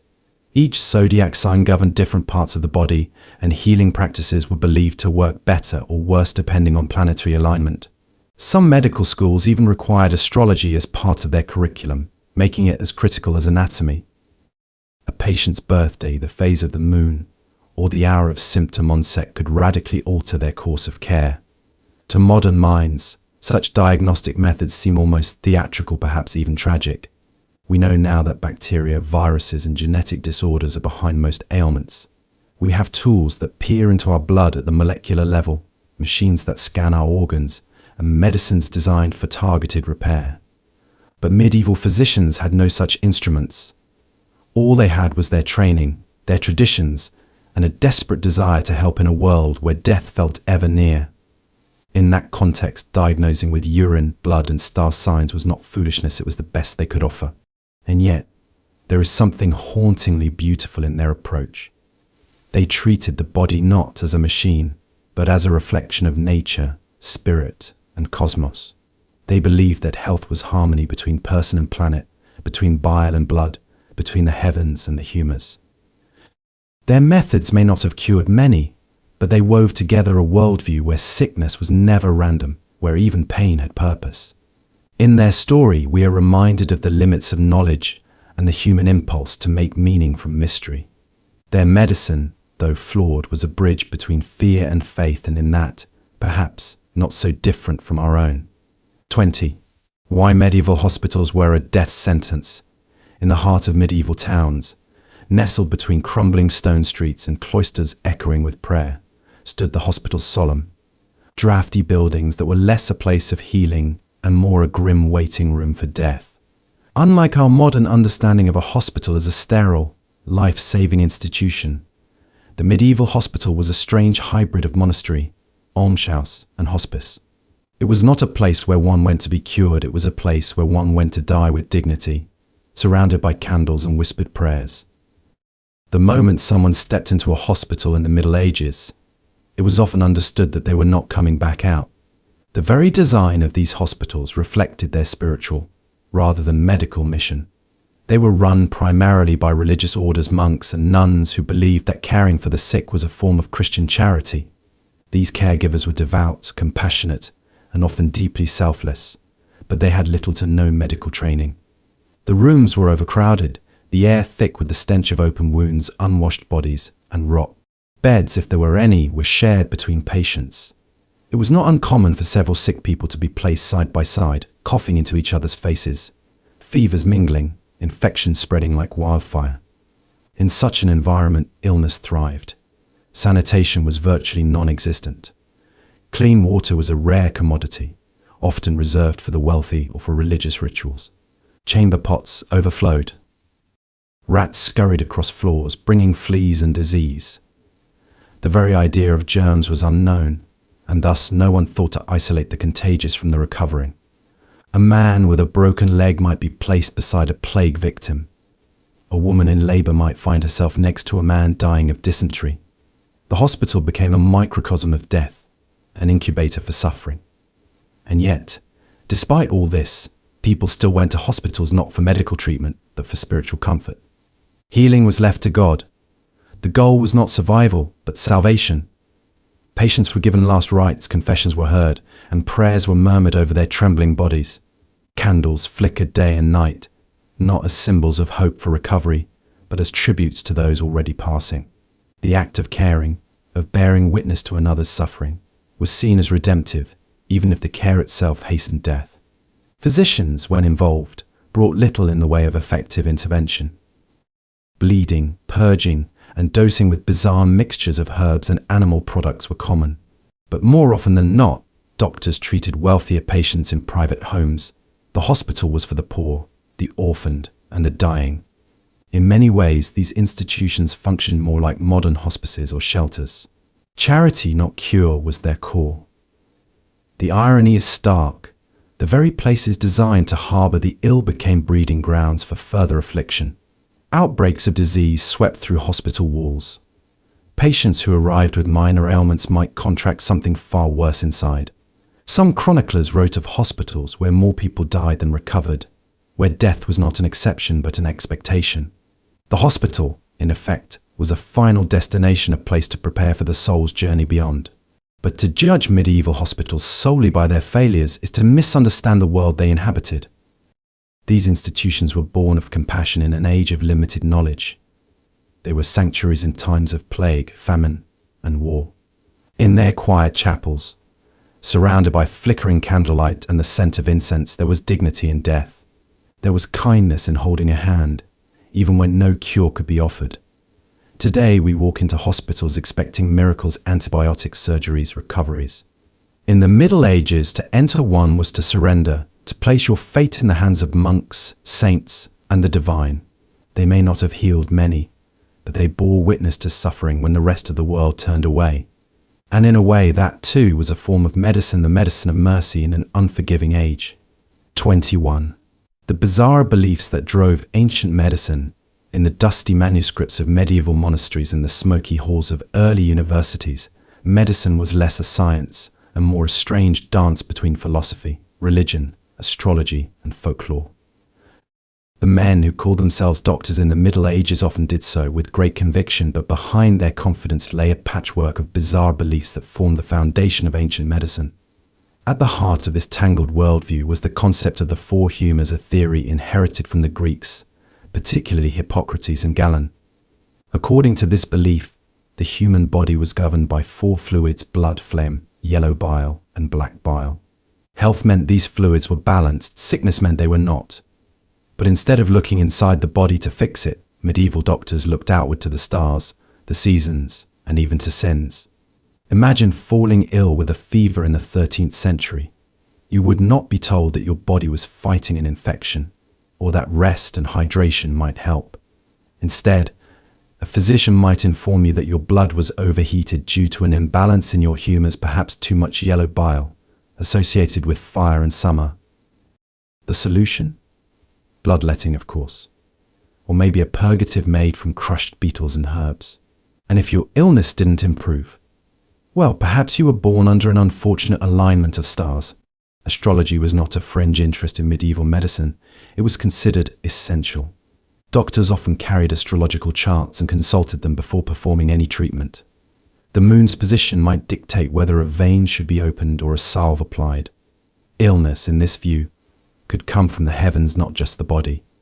But it didn't end there. Disease might also be a punishment from God. Sin could manifest physically: a sore, a cough, a wasting illness. The cure: prayer, penance, pilgrimage. Perhaps a relic touched by a saint. Some even believed that certain diseases were caused by demons inhabiting the body, and exorcisms were not uncommon in medical practice. The line between medicine and magic blurred equal. Witches were accused of casting spells that made people sick, while some women known as wise healers used herbs and charms to heal others, and were both feared and sought after in equal measure. Healing was rarely a matter of biology, it was a matter of mystery. The plants used in treatment were often chosen not because of their chemical properties, but because of the doctrine of signatures, the belief that God had marked plants with clues about their use. A plant with heart-shaped leaves was thought to heal the heart. a root that resembled a man might cure male ailments. This symbolic thinking ruled much of medieval pharmacology, and while it sometimes led to effective remedies, it often did more harm than good. What's most striking about medieval medicine is how deeply human it was. In the absence of real knowledge, people created elaborate systems of belief to make sense of suffering. They didn't understand bacteria or viruses, but they sought meaning in every symptom. They saw illness not as random, but as the result of cosmic or moral imbalance. In a world filled with uncertainty, this gave them comfort, a sense that even pain had purpose. From a modern perspective, these practices seem ludicrous and even dangerous. But to those living in a time of plagues, famine, and high infant mortality, these beliefs were the best tools they had. They reflected a desire to understand, to heal, to control what was uncontrollable. Even as these ideas led to ineffective or deadly treatments, they were rooted in an earnest wish to ease human suffering. Looking back, we might shake our heads at the absurdity of bleeding patients or reading horoscopes to diagnose disease. But perhaps we should also recognize the courage of people who tried to heal others with nothing but faith, philosophy, and trial and error. Their medicine was bizarre, yes, but it was also a testament to the enduring human need to bring order to chaos and to seek hope in the darkest hours. 22. From leeches to trepanning, painful medical practices in the shadowy corners of medieval infirmaries and candlelit chambers of learned physicians, medicine unfolded not as the gentle art of healing, but as a brutal, often agonizing ordeal. The practices meant to save lives were, at times, more horrifying than the ailments themselves. Among the most infamous were the application of leeches and the dreaded act of trepanning procedures that stood as grim testaments to atheism, when pain was inseparable from cure, and suffering was often seen as a necessary prelude to salvation. Leeches, those wriggling, bloodthirsty parasites, were one of the most common tools in a medieval doctor's kit. Rooted in the theory of the four humours, bloodletting was believed to balance the bodily fluids and restore health. Leeches were thought to provide a more natural means of drawing blood than cutting open a vein. They were applied to treat everything from headaches to fevers to hysteria. Imagine the sensation of several slippery creatures attaching themselves to your skin, slowly engaging themselves with your blood, while a stern-faced physician nods approvingly. There was no anesthesia, no antiseptic, only the hope that losing enough blood would somehow flush illness from the body. But even more terrifying than leeches was the procedure known as trepanning. If a patient suffered from seizures, migraines, or any mysterious mental disturbance, physicians might diagnose a buildup of evil vapors, a bile, or demonic possession within the skull. The solution: bore a hole in the patient's head to let the spirits out. With primitive tools, sometimes nothing more than a sharp chisel and mallet, surgeons drilled into the skull of a conscious person. There were no sedatives, only straps to hold the body still and prayers that the patient wouldn't die from shock or infection. Some survived, most did not. Yet the practice persisted, even seen by some as evidence of medical sophistication. These treatments reflect not just the limits of medieval understanding, but the desperation that often drove both healer and patient. Disease was rampant, explanations were scarce, and any cure, no matter how extreme, was better than helplessness. The idea of pain as purification ran deep in both medical and religious thinking. To suffer was to be cleansed, to draw closer to divine grace. In this worldview, enduring the bite of leeches or the agonizing scrape of bone under steel might be seen not as torture, but as a necessary sacrifice. The tragedy of these practices lies in the sincere intention behind them. Medieval doctors were not sadists. They were men of learning in a dark age, clinging to scraps of ancient wisdom and doing their best with what little they knew. Their methods were crude, often deadly, but they were guided by the genuine desire to heal. That so many of their patients died is not a reflection of their cruelty, but of the long, painful road humanity had to walk before the light of modern science. Today we can look back on leeches and trepanning with a shudder, grateful for antibiotics and anesthetics, for sterile rooms and CT scans. But we must also acknowledge that every bandage we apply today is stitched together with the sacrifices of those who came before. Each ancient doctor who risked cutting into a skull was, in their own way, a pioneer. And so we remember not just the pain, but the perseverance, not just the horror, but the hope that lay beneath it.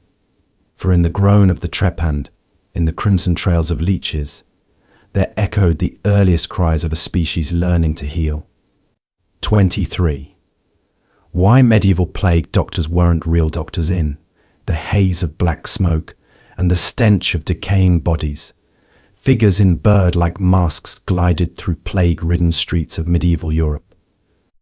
Cloaked in long robes, with beaked masks stuffed with herbs and glass lenses shielding their eyes, these eerie figures had become one of the most enduring symbols of the Black Death.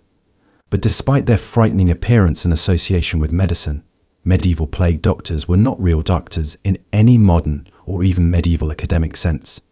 Their story is as much about fear and helplessness as it is about healing or the lack thereof. Plague doctors were often not university-trained physicians. Many were hired by towns or municipalities out of sheer desperation, frequently selected not for their medical expertise but because no one else did the job. They were often second-rate practitioners, failed surgeons, or even outright frauds. The role was dangerous, poorly understood, and emotionally horrifying. But when the plague came killing millions in waves of pestilence from the 14th to 17th centuries, people were willing to accept help from anyone brave or foolish enough to walk among the dying. The costume of the plague doctor, now iconic, was not a feature of the original Black Death in the 14th century, but was popularized later during later outbreaks, especially in the 17th century. The beaked mask was filled with fragrant herbs, spices, or vinegar-soaked sponges in the belief that it would purify the air. This reflected the dominant theory of disease at the time, miasma, the idea that illness was caused by bad smells or corrupted air. In truth, these masks offered no real protection against the plague, which was spread by fleas on rats and through bodily fluids. The robes and gloves, while unintentionally somewhat protective, were not designed with infection control in mind. They were more ritual than science. Plague doctors recorded death tolls, helped perform rudimentary autopsies, and sometimes even testify to wills or last words. Some tried to treat patients with traditional methods like bloodletting or herbal concoctions, but many simply watched and waited, helpless against a disease that tore through communities like wildfire. Few survived their postings. Most were buried alongside the victims they failed to save. What is perhaps most unsettling is not the ineffectiveness of these doctors, but the desperate faith people placed in them. The bird mask became a beacon of hope in an age when hope was in short supply. People believed that just having a plague doctor nearby might stave off death. In some places they were seen almost like grim reapers, half healer, half harbinger of doom. The legacy of the plague doctor is a stark reminder of the limits of human understanding in times of crisis. They were not charlatans out of malice, but rather products of an era drowning in fear and superstition. Their strange attire and helpless treatment speak to a society doing what it could to make sense of unstoppable tragedy. In modern times, we might laugh at the beaked masks or cringe at the bloodletting, but their tale is not so different from our own when faced with a mysterious disease. Even now, in moments of global panic, rumors and desperation can take root where science is slow to arrive.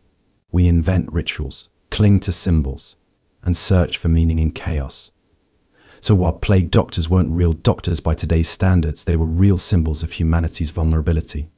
They remind us that medicine is not just about tools and knowledge, it's about courage, confusion, and the deep, often irrational need to believe in healing, even when none seems possible. 24. How religion replaced science in medieval healthcare. In the shadowed halls of medieval Europe, the line between religion and medicine was nearly invisible. The church did not just shape the spiritual lives of the people, it also dictated how they healed, how they suffered, and even how they died. In a time when science as we know it had barely taken root, religious beliefs filled the vacuum left by a lack of medical knowledge. Prayers were whispered over fevers, relics were placed on wounds, and sin was seen as the root cause of almost every illness. In this world, religion didn't just influence healthcare, it replaced it. For most of the medieval period, the Catholic Church dominated every aspect of life, and the practice of medicine was no exception. Illness was not viewed as a natural consequence of bacteria or viruses; those ideas didn't exist yet. Instead, disease was interpreted as divine punishment. If someone became sick, it was believed to be a result of personal sin, a test from God, or the wrath of spiritual forces. Healing, therefore, did not begin with observation or diagnosis. It began with confession, penance, and prayer. Monasteries became the centers of medical care, but the treatments they offered were deeply tied to faith. Monks copied ancient Greek and Roman medical texts, but even these were filtered through a lens of religious doctrine. The use of herbs or balms was often accompanied by chants or blessings.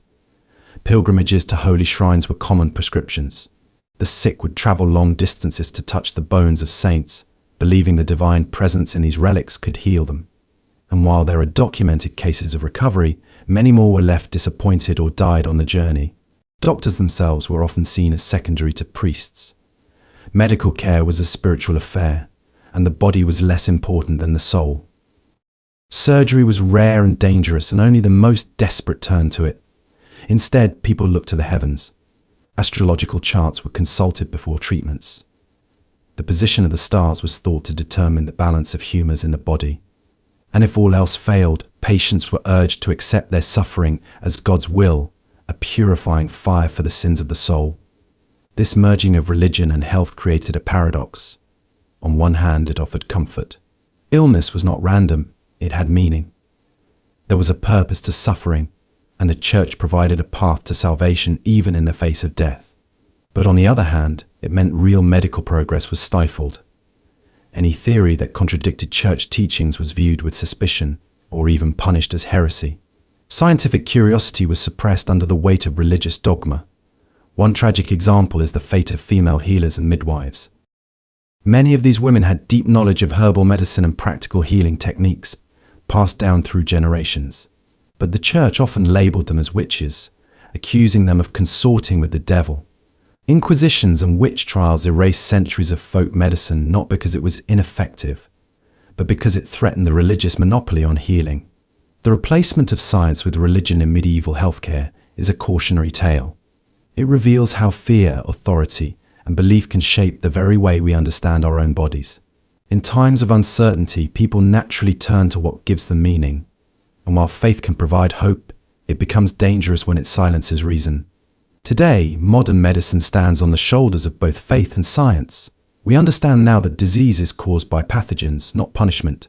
We use microscopes instead of relics, and antibiotics instead of holy water. Yet the echoes of the past remain. When we reject evidence in favor of superstition, when we ignore science for ideology, we step back into the world of medieval medicine, a world where prayers replaced cures, and hope often came too late. 25. Why getting sick in the 1300s was a death wish in the 1300s. Falling ill was more than just a misfortune, it was often a death sentence, wrapped in confusion, fear, and desperation. Medicine, as we know it today, didn't exist. There were no antibiotics, no concept of germs, and very little understanding of the human body. What people had instead was a blend of superstition, rudimentary folk practices, and religious rituals. To get sick in the 14th century was to place your life into the hands of a system that more often than not had no idea what it was doing.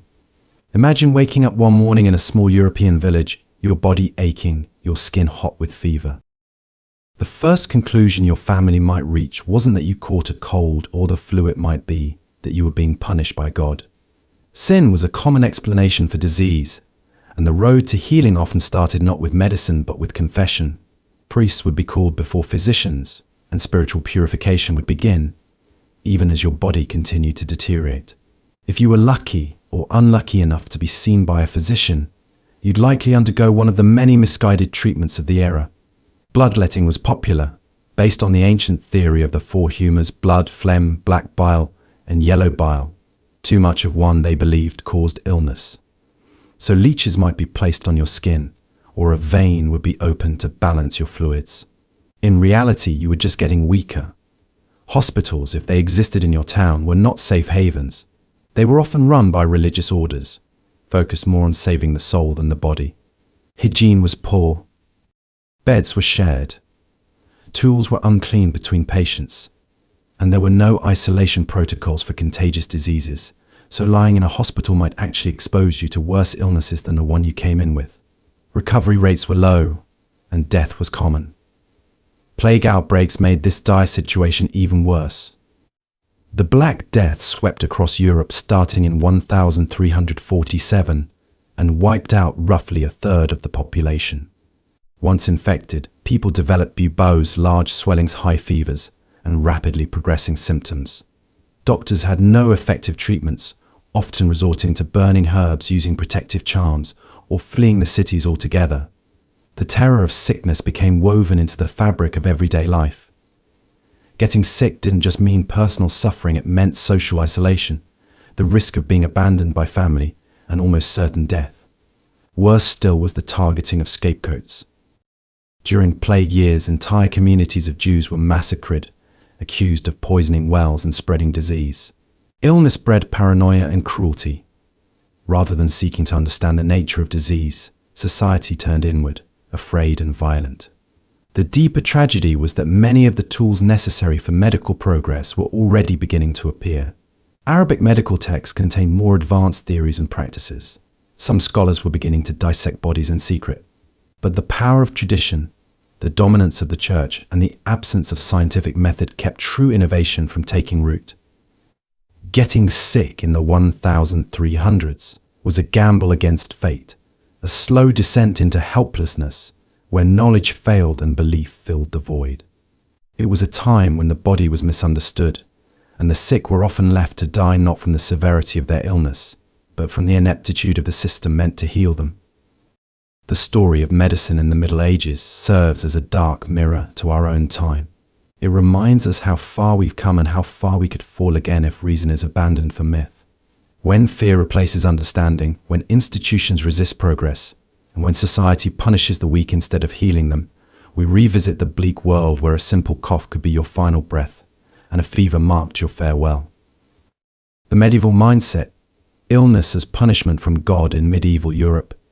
Illness was not merely a physical ailment to be treated with herbs or healing hands.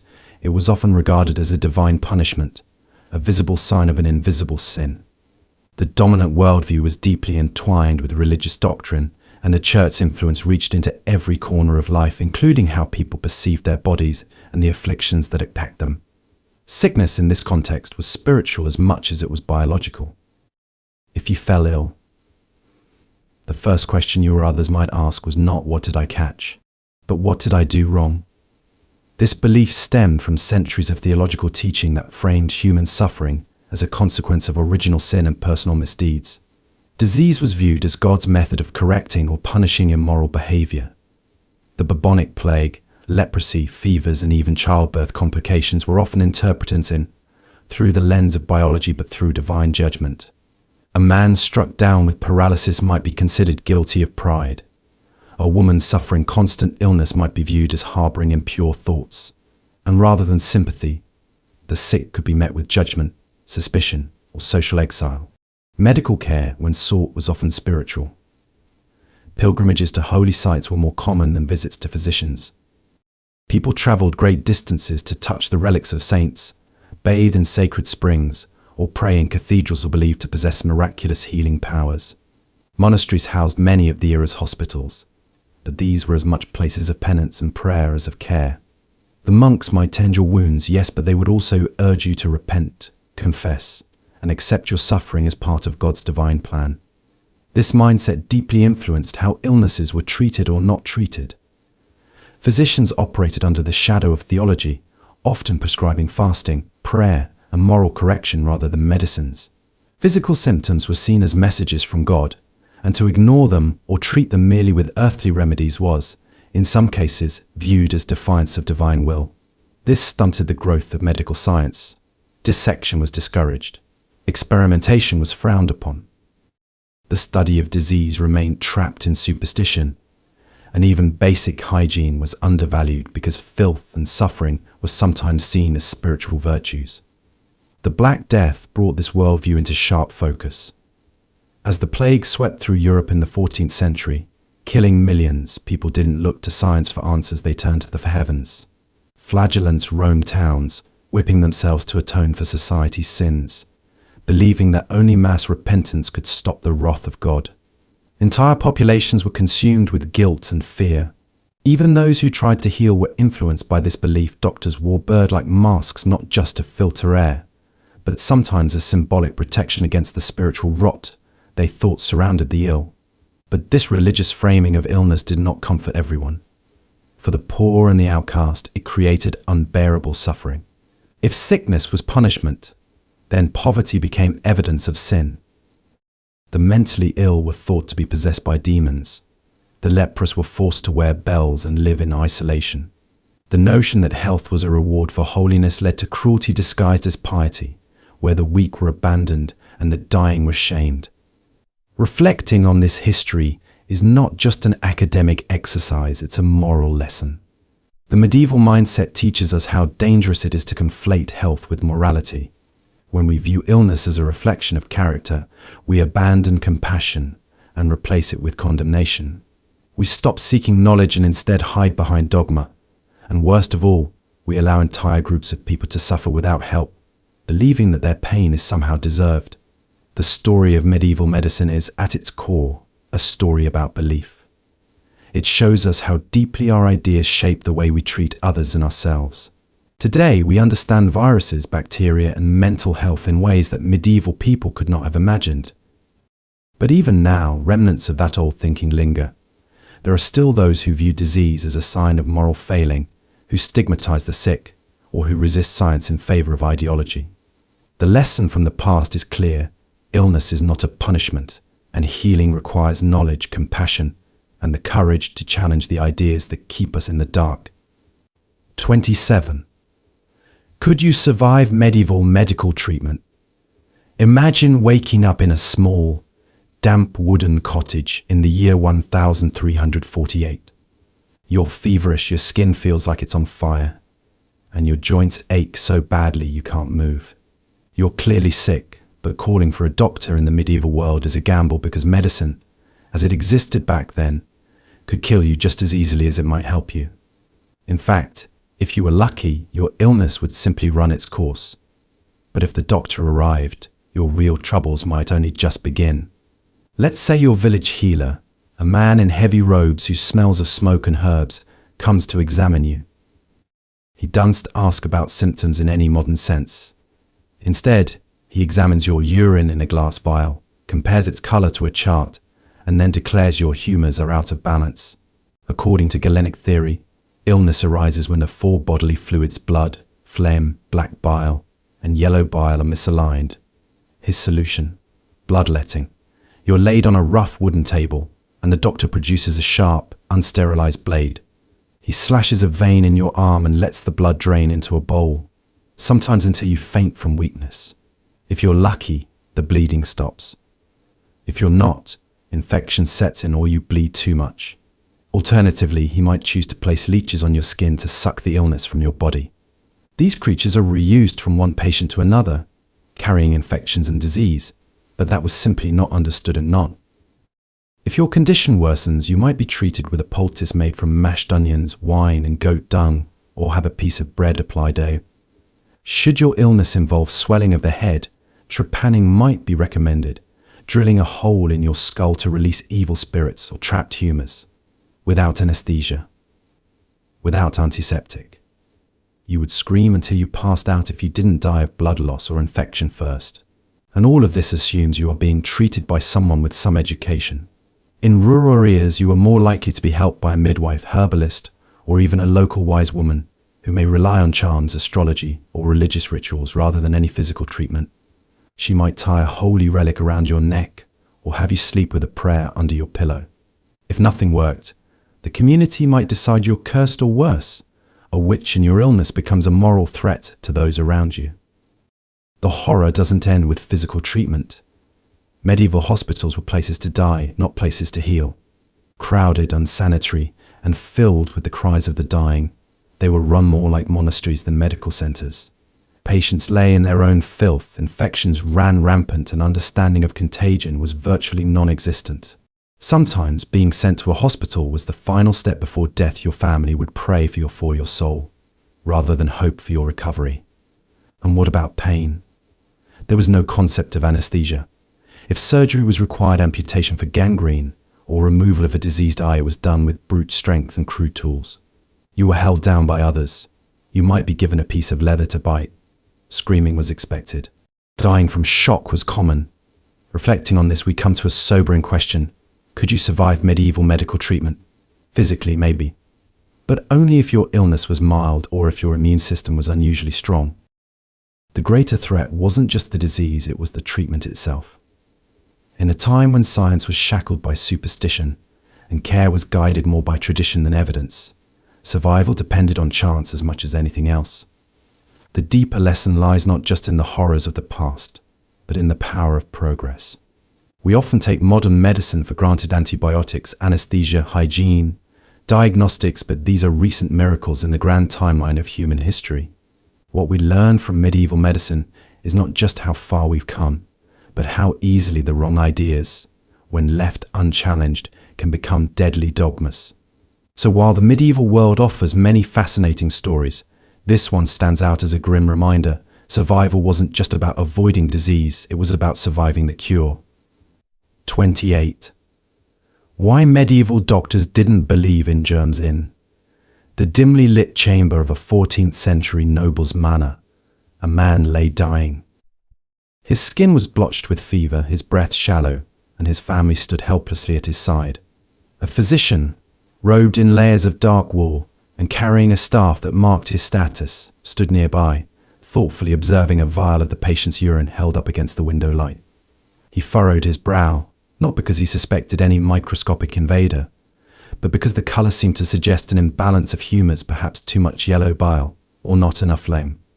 There were no masks, no gloves, no concept of sterilization. The doctor had been to 3 other homes that day, touched other patients, and now stood over this man without washing his hands. Not because he was careless, but because he truly did not believe disease came from unseen germs. Germs, to the medieval mind, simply did not exist. The dominant medical theories of the time were inherited from ancient authorities like Galen and Hippocrates, who lived centuries before the invention of the microscope. These physicians taught that all illness stemmed from imbalances in the body's 4 humors: blood, phlegm, yellow bile, and black bile. A fever? Too much blood. Melancholy? An excess of black bile. Instead of searching for bacteria or viruses, medieval doctors sought to read the body's condition through astrology, urine charts, and the season of the year. The idea that invisible organisms might be at fault would have seemed absurd, even heretical. Moreover, medieval medicine was tightly interwoven with religion and philosophy. Illness was often seen as divine punishment, a test of faith, or a consequence of sin. This worldview made moral correction just as important as physical treatment. Pilgrimages, prayers, offerings to saints, or confessing sins were recommended treatments as often as herbal tonics of bloodletting. The body and soul were viewed as connected, so healing one meant healing both. Germs as physical threats simply didn't fit into this spiritual framework. Because of this fundamental misunderstanding, practices that should have prevented disease were ignored or outright rejected. Clean water and sanitation were undervalued. Waste was often dumped into the streets, and bathing was considered suspicious or even sinful, especially during outbreaks. In fact, many believed that bathing opened the pores and allowed bad air or miasma to enter the body. If someone got sick, it was the air's fault, not the rat infestation or the lack of hygiene. Hospitals, such as they were breeding grounds for disease precisely because there was no concept of isolation, sterilization, or hand-washing. This ignorance had catastrophic consequences. During the Black Death, when plague ravaged Europe and killed tens of millions, the real cause, Yersinia pestis bacteria spread by fleas on rats, was completely unknown. Instead, people blamed poisoned wells, bad astrology, or divine wrath. They burned incense, lit candles, or carried flowers to mask the bad smells, hoping that would keep them safe. Doctors wore the now iconic beaked masks filled with herbs, thinking it would purify the air they breathed. It didn't. Even more tragic was that this misunderstanding often led to violence. With no clear explanation for widespread sickness, societies turned to scapegoats, foreigners, minorities, or accused witches, believing that someone must have caused the disease deliberately. Thousands of innocent people died because no one could conceive of a world where death came from something too small to see. The real discovery of germs would not come until centuries later, when pioneers like Antony van Leeuwenhoek peered through microscopes and saw tiny animalcules, and Louis Pasteur proved that bacteria cause disease. Only then did the old beliefs begin to fall away. But for much of the medieval period, the idea of germs was not only unknown, it was unthinkable. Looking back, the failure of medieval doctors to believe in germs is more than just a historical curiosity, it's a cautionary tale. It reminds us that even deeply held, widely accepted beliefs can be dangerously wrong. It shows how ignorance, no matter how well-intentioned, can lead to immense suffering. And it urges us to stay humble in the face of what we think we know, because the truth, especially in science, is not determined by tradition or authority, but by evidence and discovery. So the next time you wash your hands or get a vaccine, remember this. You are protected by truths that took centuries of pain and death to uncover. In a world that once dismissed invisible threats, our knowledge today is not just progress, it's salvation. 29. The real reason medicine failed in the Middle Ages. In the flickering candlelight of a medieval apothecary's shop, the scent of dried herbs mingled with the musty air of old stone walls.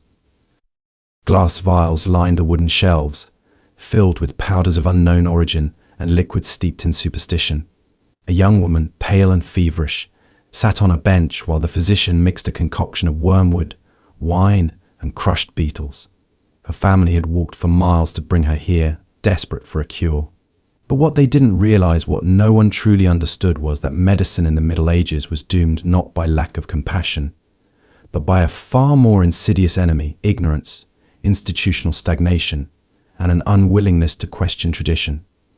The real reason medicine failed in the Middle Ages was not merely the absence of technology or advanced tools. It was the rigid reverence for ancient knowledge that was never challenged. Physicians leaned heavily on the authority of Greek and Roman scholars like Galen and Hippocrates, whose theories on the four humors and balance of bodily fluids were treated as unassailable truth. These texts were copied and passed down, generation after generation, without rigorous testing or questioning. If a treatment failed, the assumption was not that the method was flawed, but that the patient was too weak or sinful to be cured. Medicine became more of a ritual than a science, and innovation was stifled by orthodoxy. Another tragic flaw was the fusion of medicine with theology. Disease was often seen not as a biological phenomenon, but as a divine punishment or spiritual test. Healing the body meant healing the soul, which led to an over-reliance on prayer, penance, and relics. Pilgrimages to holy sites were prescribed as often as herbs. Miraculous healing stories filled the annals of churches, not clinical notes. This spiritual framework discouraged empirical observation and experimentation. If God willed a person to be sick, who was man to interfere? Worse still, medical education was reserved for the elite, and most common people had no access to formal care. Universities, which were rare and closely linked to the church, focused more on interpreting sacred and classical texts than on exploring new ideas. Dissection of human bodies, a critical tool for understanding anatomy, was often prohibited or heavily restricted, making accurate medical knowledge nearly impossible to obtain. Without access to real human organs, doctors relied on outdated anatomical drawings and wild guesswork. Many of the treatments they prescribed, bloodletting, purging, burning with hot irons, did more harm than good.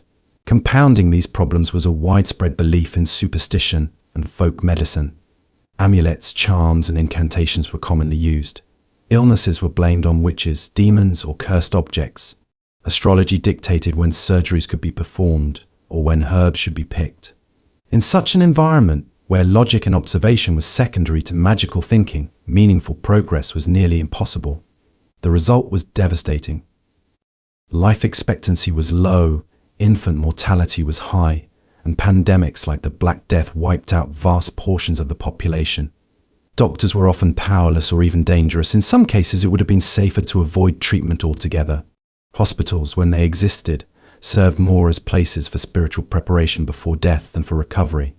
And while some herbal remedies offered genuine relief, they were used without understanding why or how they worked. The real failure then wasn't just in practice, it was philosophical. The Middle Ages clung to what was known, or rather what was believed to be known, instead of daring to explore what was unknown. Curiosity was replaced with compliance. Authority was never questioned, and the fear of heresy overshadowed the pursuit of truth. It wasn't until the Renaissance and the scientific revolution that this stranglehold began to loosen. Thinkers like Andreas Vesalius challenged traditional anatomy. Paracelsus questioned the four humours and introduced chemical treatments. Slowly, medicine shifted from dogma to discovery. Looking back, we see that the true enemy of medieval medicine was not simply disease, it was the unwillingness to ask, what if the old ways are wrong? It was the silencing of observation in favour of belief. And it is a lesson that continues to echo through time. Progress in healing the body demands the courage to challenge the mind. Today, we benefit from centuries of medical advancement rooted in questioning, testing, and evidence. But we must remember the Middle Ages not just as a time of darkness, but as a reminder of what happens when we stop seeking the truth. For in every field, including medicine, the moment we assume we know everything is the moment we begin to fail. 30. Gross, painful, useless. The medieval medical system. In the dim corridors of a medieval infirmary, the air was heavy with the stench of sweat, rot, and desperation. Straw mattresses lined the floor, soaked with the fluids of the dying and groaning. Flies buzzed over open wounds, while rats scurried beneath the beds. The healers moved through this grim gallery like shadows cloaked in wool and ignorance, armed not with knowledge, but with a blind trust in rituals and remedies that would make modern skin crawl. This was the medieval medical system, gross, painful, and often utterly useless. Imagine falling ill in the 12th or 13th century. Your symptoms could range from a fever to a festering wound. Either way, your options were bleak. A local barber surgeon might strap you down, heat a metal rod in the fire, and sear your flesh in a bid to draw out the bad humours. Or perhaps he'd apply leeches because it was believed that draining your blood could balance your internal fluids and restore health. These procedures weren't based on empirical evidence or careful observation. They were based on inherited dogma from ancient texts and wildly speculative theories about the body's inner workings. At the root of this grotesque system was the theory of the four humours: blood, phlegm, black bile, and yellow bile. Medieval medicine operated under the assumption that illness stemmed from imbalances among these fluids. If you had a cold, it was because you had too much phlegm. If you were melancholic, it meant black bile had taken over. The solutions to these so-called imbalances ranged from emetics to induced vomiting, to laxatives that purged the bowels, to bleeding that left patients anemic and weaker than before. These cures not only failed to help, but often pushed patients closer to death. Pain was ever present. Anesthetics, in the form we understand them today, didn't exist. If you required surgery, say, for a gangrenous limb, you'd be given a stick to bite down on, and maybe a strong ale. Then came the sawing. Screams echoed through infirmaries as bones were cut and flesh flayed. The agony was brutal, and the odds of surviving such procedures were slim, especially given the complete ignorance of germ theory. Surgeons didn't sterilize their tools. They didn't wash their hands. Wounds often became infected, leading to sepsis, gangrene, and a slow, excruciating death. Even the settings where care was administered were woefully unfit for healing. Medieval hospitals were more like hospices, managed by monks and nuns who believed in spiritual care more than physical treatment. Cleanliness was rarely a priority.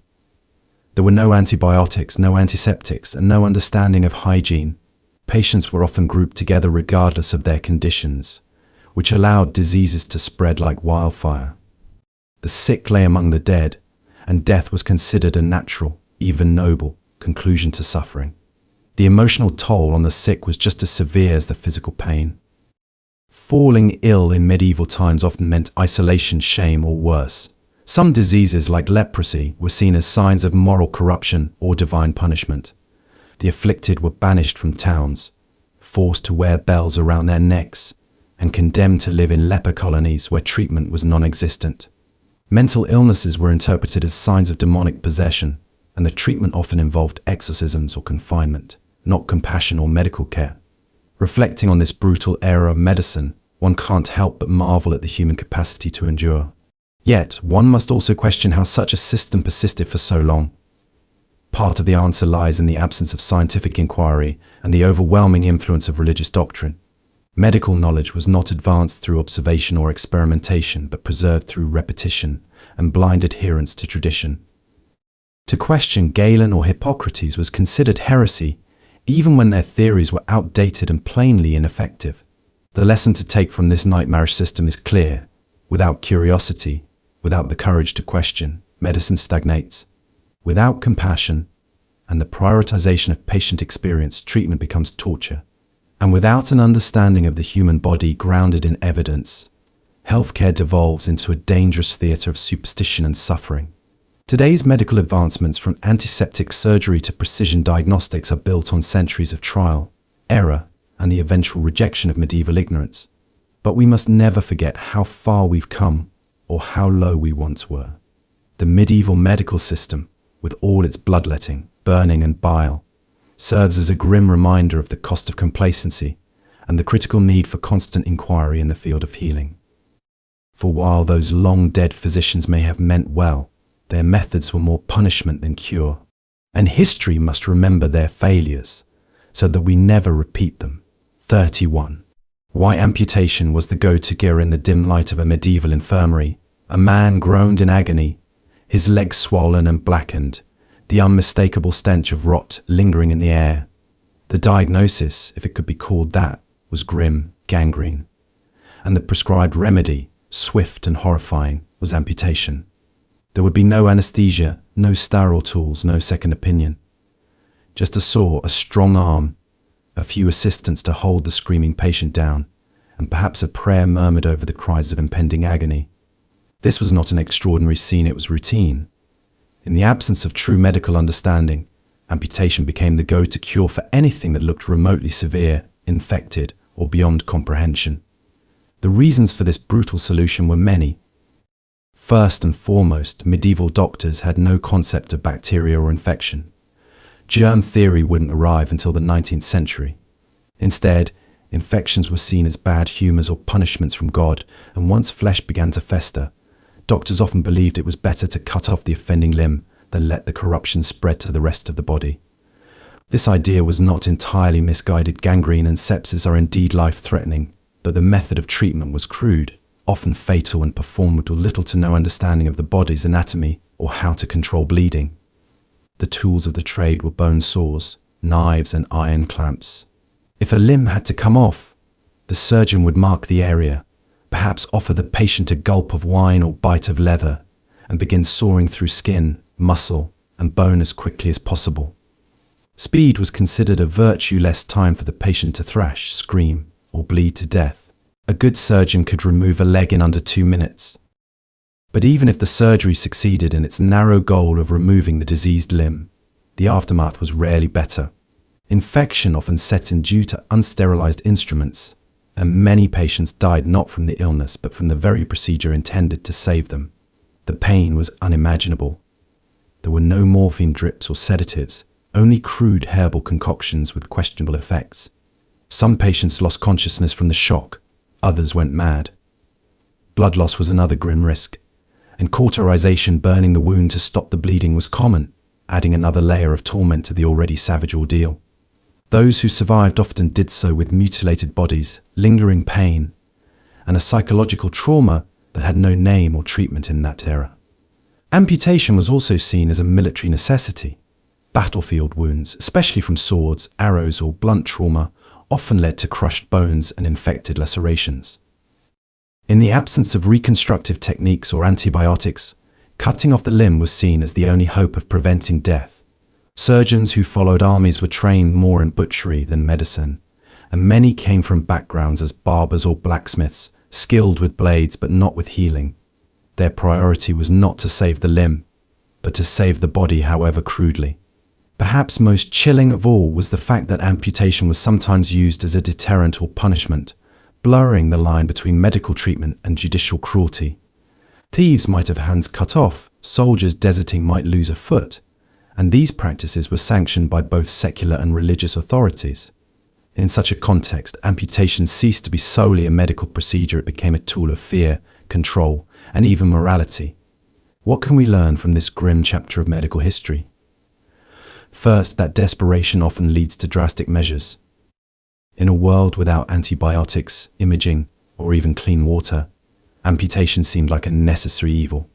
But more importantly, this era reminds us of the dangers of limited knowledge paired with absolute authority. The doctors of the time, though many were well-meaning, operated in a fog of superstition, tradition, and fear. They lacked the tools to properly diagnose, the science to treat, and the humility to question the practices handed down through generations. We now live in an age where limbs can be saved through vascular surgery, infections cured with a simple pill, and trauma managed with comprehensive care. But we should not take these advancements for granted. The screams that once echoed through the stone walls of medieval hospitals are distant now, but they echo still in the lessons they leave behind. When knowledge is lacking, suffering thrives. And when pain becomes normalized, cruelty is mistaken for care. The medieval reliance on amputation as a default treatment stands as a dark testament to medicine's painful evolution. It forces us to appreciate not only how far we've come, but how far we must continue to go to ensure that healing never again takes the form of a sore and a scream. 32. The scary things they put in your mouth as medicine. In the shadowy world of medieval medicine, the notion of what could be considered medicine was as flexible as it was horrifying. While today we might sip warm herbal tea or take a sterile pill with clean water, centuries ago the very act of seeking healing meant surrendering your body, and especially your mouth, to concoctions that were as grotesque as they were dangerous. To be sick in the Middle Ages was to subject your tongue and throat to an array of substances that could make even the healthiest individual gag. Imagine waking up with a fever or a toothache and being led to the local apothecary or barber surgeon. The recommended remedy might not be a balm or a compress, but rather a thick paste made of burnt earthworms mixed with honey, meant to be swallowed slowly.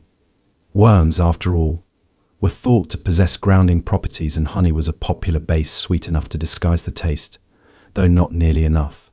If that didn't work, you might be asked to chew on a mixture of dried animal dung and crushed herbs, based on the belief that the earthiness would draw out bad humors from your system. In fact, cow dung was sometimes pressed between the teeth to treat swollen gums. The line between healing and humiliation blurred in every dose. But this was only the beginning. Medieval practitioners had a fascination with metals and minerals, believing they held mystical or purifying properties. Mercury, a toxic liquid metal, was frequently administered in small doses for various ailments, especially venereal diseases. Patients would be instructed to hold mercury compounds under their tongues or swallow them in powdered form, unaware that the cure was slowly corroding their insides. Gold, arsenic, and antimony were other metallic medicines used by the elite, ground into powders and added to elixirs meant to purify the blood. These remedies often caused more damage than the illness itself: nausea, organ failure, or death.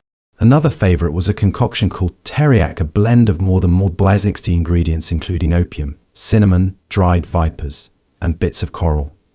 It was considered a universal antidote, capable of curing everything from plague to depression. Patients drank it like syrup or sucked on teriac lozenges throughout the day. While some ingredients had mild sedative effects, the overall mixture was chaotic and often dangerously addictive. The trust placed in such mixtures stemmed from authority rather than evidence, and once again, the human mouth became the site of misguided hope. Animal products were particularly popular. Ground stag's antler was thought to have cooling properties and was taken for fevers. Dried beaver glands, known as castoreum, were chewed to treat headaches and hysteria.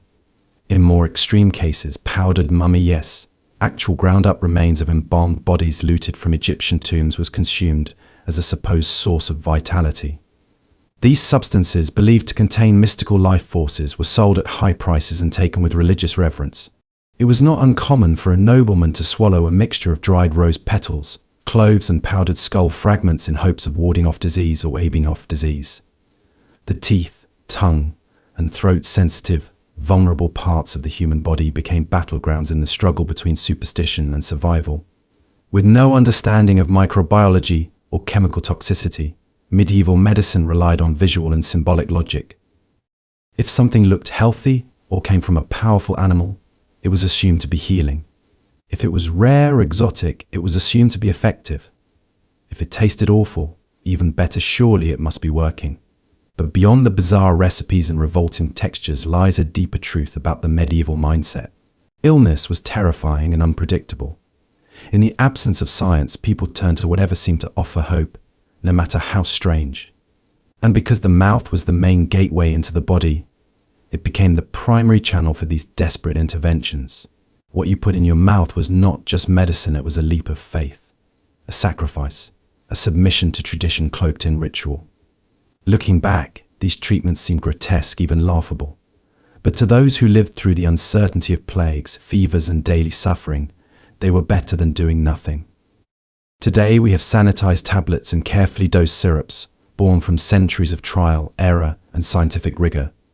The mouth is still central to healing, but now it is spared the horrors once commonplace.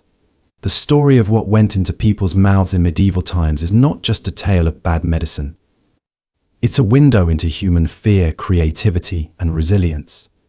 It reminds us how far we've come and how fragile progress truly is when desperation clouds judgment and mystery replaces knowledge. 33. How doctors used astrology to treat patients. In the world of medieval medicine, a doctor's most valuable tool was not a scalpel or herbal tincture, but often a chart of the stars. Before germ theory, before microscopes, and long before any concept of clinical trials, physicians leaned heavily on the skies to understand the human body. Astrology was not a fringe belief, it was central to the practice of medicine, woven tightly into diagnosis, prognosis, and treatment. The position of the stars and planets was seen as directly influencing human health, and no serious doctor would dare begin a procedure or recommend a cure without first consulting the heavens. In the 12th and 13th centuries, universities such as those in Paris and Bologna taught astrology as part of the medical curriculum. The body, they believed, was a microcosm of the universe, and each part was ruled by a zodiac sign. Aries governed the head, Taurus the neck, Gemini the arms and lungs, and so on down to Pisces, which ruled the feet. An illness of the stomach, for instance, fell under the dominion of Virgo. Understanding which celestial body influenced a particular organ helped a physician determine what was out of balance. Astrology maps called zodiacal man charts were displayed in hospitals and homes alike, offering a celestial guide to the human form. When a patient fell ill, the first step was not to examine their symptoms, but to cast their horoscope. This required the exact time and place of birth, as well as the date and hour of the current complaint. From this, a physician would draw conclusions about the cause of the ailment. Was Saturn casting a malevolent influence over Mars? Was the moon waxing in a house unfavorable to the liver? Was Mercury in retrograde, muddying the patient's mind and speech? Ailments were not just physical, they were celestial disturbances, and healing was a matter of rebalancing the cosmic order. Treatments were timed to correspond with planetary movements. Bloodletting, a common practice, was only done when the moon was in a sign that didn't rule the afflicted body part, lest it worsen the condition. If Venus ruled the kidneys and she was in a bad aspect, you were told to wait. Physicians consulted almanacs filled with astrological tables to find the most auspicious time for anything from taking a bath to performing surgery. Even the choice of herbs had to match the patient's planetary alignment. Some plants were considered Mars herbs, heating and drying, while others were aligned with the wine properties of the moon. To the modern mind, this might seem more like wizardry than medicine. Yet to the people of the Middle Ages, it made perfect sense. Religion, nature, and science were not separate domains, they overlapped. God created the heavens, and thus the stars were not just lights in the sky, but divine messages written across the cosmos. To ignore them was to ignore God's will. Astrology provided a sense of order in a world that was often chaotic and cruel. In times of plague, war, and famine, people craved explanations, and the stars offered a silent kind of certainty. But the heavy reliance on astrology also slowed the evolution of real medicine. Diseases were not studied systematically, nor were treatments tested through observation and repetition. Instead, many physicians deferred to the stars, convinced that celestial forces held more power than anatomy or environment. This meant that bad alignments could delay urgent treatment or justify harmful practices. Worse still, patients sometimes sought astrologers instead of trained doctors, trusting horoscopes over health. Looking back, the use of astrology in medieval medicine is both fascinating and cautionary. It reminds us of how desperately people have always searched for meaning in suffering, and how easy it is to accept patterns where none exist. In the absence of hard evidence, superstition fills the void. And when the body becomes a battleground between planets, healing turns into a matter of timing and faith. not biology. Today, we no longer ask if Mars is rising before we take an aspirin. But the shadow of astrology still lingers in modern wellness trends and holistic claims. The medieval reliance on the stars teaches us a powerful lesson. The pursuit of healing demands both curiosity and courage, the courage to question the sky, and the curiosity to peer instead through the lens of science, no matter how dim or distant the truth may seem. 34. To modern eyes, what passed for medicine during this time feels more like theatre than therapy, a blend of superstition, ancient theories, and religious devotion held together by the desperate desire to heal in a world racked by suffering. With no understanding of germs, immune systems, or bacteria, people grasped for answers in whatever form they could find: bloodletting, prayers, herbal concoctions, purging, charms, and even the scent of burning herbs. The body, they believed, was governed by four humours: blood, black bile, yellow bile, and phlegm, and illness was the result of imbalance among these. To treat a fever was to drain blood. To cure melancholy was to purge the body with laxatives or emetics. Physicians, few and far between, were trained more in the texts of Galen and Hippocrates than in practical knowledge, and their recommendations were as much philosophical as they were medical. Hospitals, such as they were, resembled monasteries more than clinics.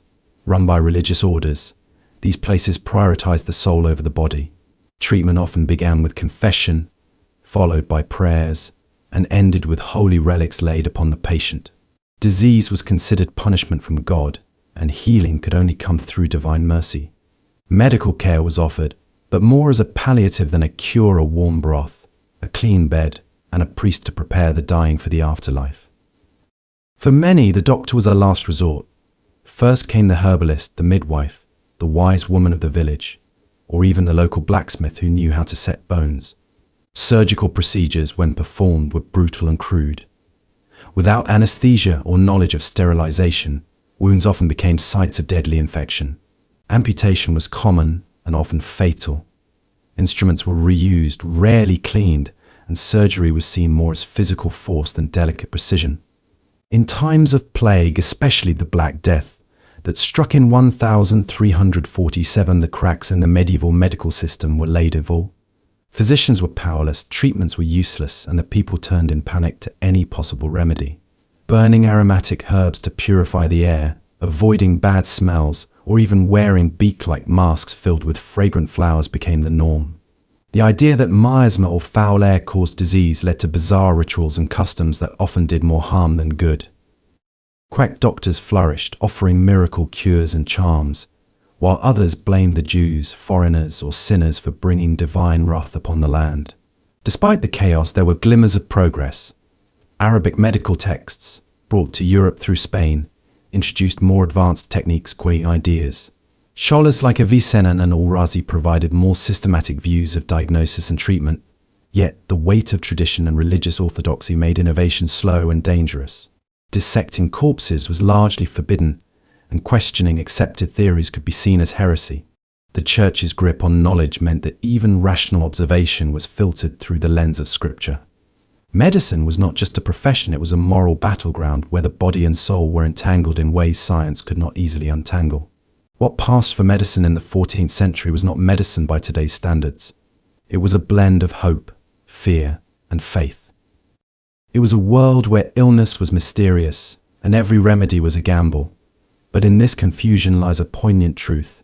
Humans have always fought to understand suffering. Even in darkness, they sought patterns, meaning, and healing. Though many of their methods were misguided, their intentions were deeply human.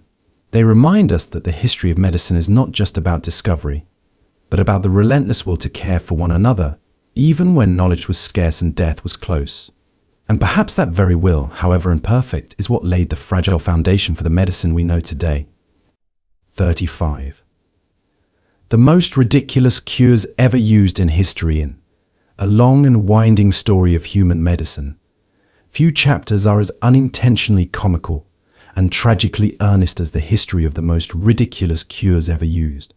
Long before microscopes, antibiotics, or germ theory, the body was a great mystery and illness a frightening enigma. People looked for cures in what they could observe, believe, or imagine. And when imagination ran wild, the results were both bizarre and at times horrifying.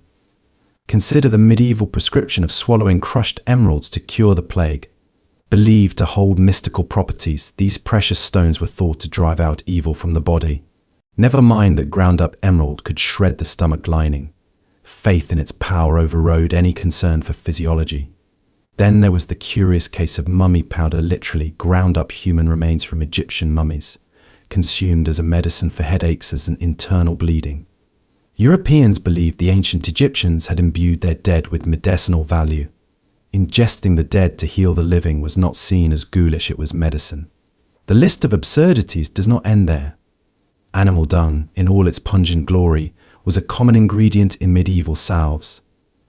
Whether it was pig, sheep, or pigeon droppings, it was applied to wounds or swallowed in hopes of drawing out poison or restoring ulcer. In ancient Rome, gladiator blood was sold at markets to cure epilepsy, based on the belief that it carried the warrior's strength and vitality.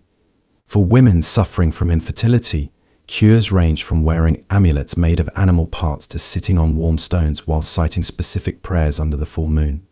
Even more ludicrous was the Renaissance-era belief in the doctrine of signatures, which held that a plant's appearance revealed its healing powers. Walnuts, resembling the brain, were thought to cure mental illness. Liverwort, shaped like the human liver, was used for jaundice. This visual logic substituted metaphor for medicine, often with little regard for actual results. In 17th century England, powdered toad was recommended for gout. A living toad would be dried, crushed, and mixed into wine or applied as a poultice. Meanwhile, King's touch was considered a divine cure for scrofula, swollen lymph nodes associated with tuberculosis. Sufferers would travel great distances for the king to lay hands on them, convinced that royal blood carried miraculous healing. Across the globe, traditional medicine often involved rituals that bordered on magical thinking. In China, tiger bone was used for arthritis. In some tribal cultures, it was believed that illness came from evil spirits, which meant exorcisms and chants were considered valid forms of treatment. Though many of these practices were deeply rooted in cultural contexts and carried symbolic weight, they often lacked empirical backing and sometimes did more harm than good. What unites all these ridiculous cures is not just their oddity, but the deeply human fear of the unknown and the desperate hope for relief. In a time when suffering was constant and death was always near, people clung to whatever belief gave them comfort. These treatments, though absurd by today's standards, reflect an ancient truth: humans have always longed for healing, and in the absence of knowledge, they filled the void with imagination, ritual, and myth. The laughter these cures provoke today must be tempered with humility. The line between reason and absurdity is only as strong as our understanding. What seems foolish now may have once been a logical step forward. And even today, with all our science and medicine, remnants of magical thinking remain in miracle diets, wellness fads, and pseudoscience dressed as health. In reflecting on history's most ridiculous cures, we are reminded that medicine is not just a science but a mirror of its time. Each absurd cure is a symptom not just of ignorance but of creativity, fear, and the unrelenting desire to survive. They show us that even in darkness, people search sometimes blindly for the light of healing. That search continues, hopefully with more wisdom, but always with the same human heart. 36. What it was like to visit a doctor in 1347. In the year 1347, stepping into a doctor's chamber was more an act of hope than expectation. The world was teetering on the edge of catastrophe as the Black Death loomed, and yet, the medical practices of the time were still trapped in a web of superstition, classical philosophy, and religious doctrine. A visit to the doctor was not so much a clinical experience as a performance steeped in ritual, smells, and guesswork.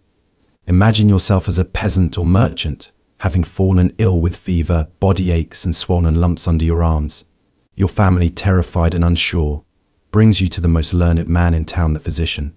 His chamber smells of herbs, vinegar, and rot. On shelves rest dusty tomes, jars filled with strange powders, and dried plants. The physician himself wears a long robe, sometimes a mask stuffed with fragrant herbs to ward off miasmas, the bad air blamed for disease. Cleanliness is of no concern, neither are germs, which are concepts still centuries away from discovery. What matters most is the balance of your four humours: blood, phlegm, yellow bile, and black bile. This theory, passed down from Hippocrates and Galen, governs every diagnosis. The doctor does not ask where you've been or whether others around you are sick.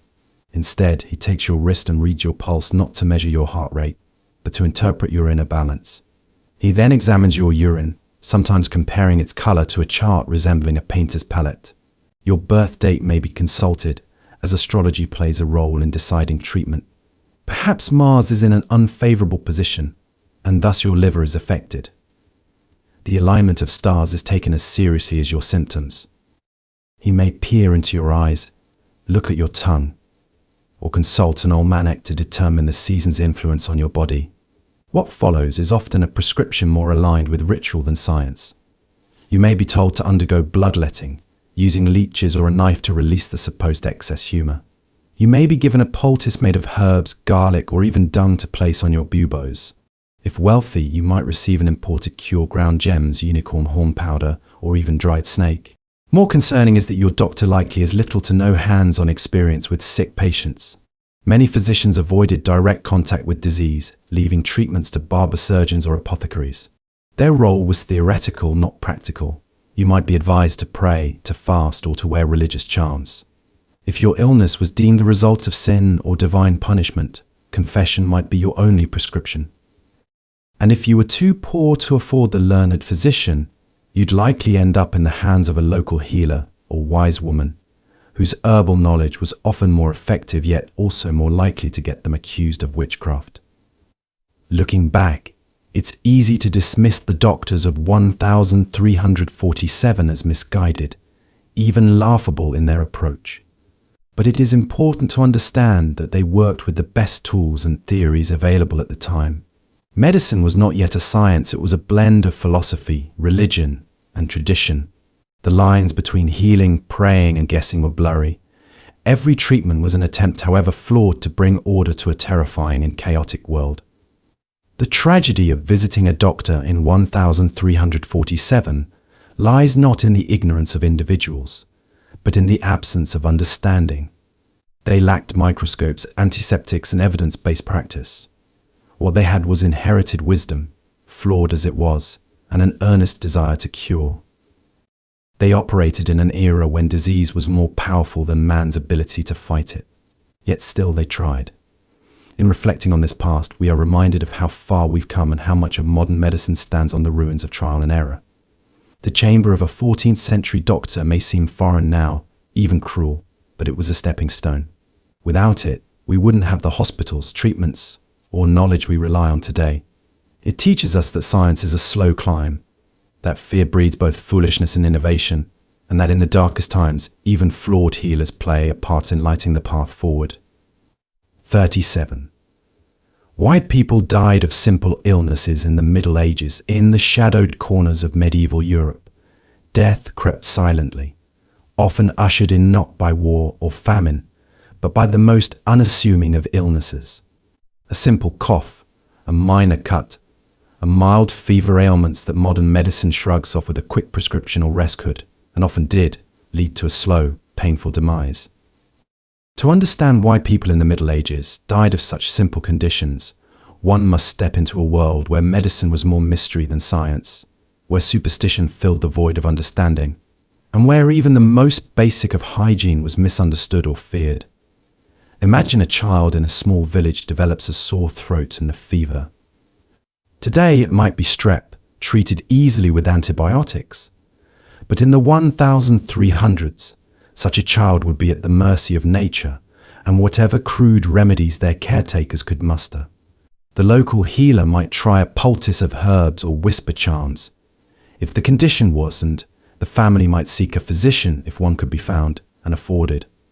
The physician would not check for bacteria, for such things were yet unknown. Instead, they would consult the stars, examine the child's urine, and perhaps declare the humours out of balance. The chosen treatment might be bloodletting to cool the body, or the application of hot irons or foul-smelling herbs. More often than not, the treatment was worse than the illness. Underlying this grim reality was a fundamental lack of knowledge about the human body and how disease worked. The concept of germs did not exist.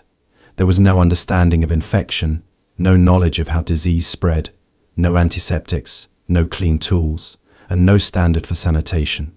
A wound left untreated or worse, treated with dirty hands or tools would fester and turn septic.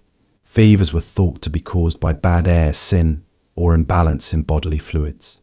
Hospitals, if they existed, were more like hospices for the dying, cramped, filthy, and teeming with disease. Ventilation was poor, bedding was rarely washed, and patients were rarely isolated, turning these places into incubators for more illness. The belief systems of the time only deepened the tragedy. Illness was often viewed as divine punishment. People prayed more than they cleaned.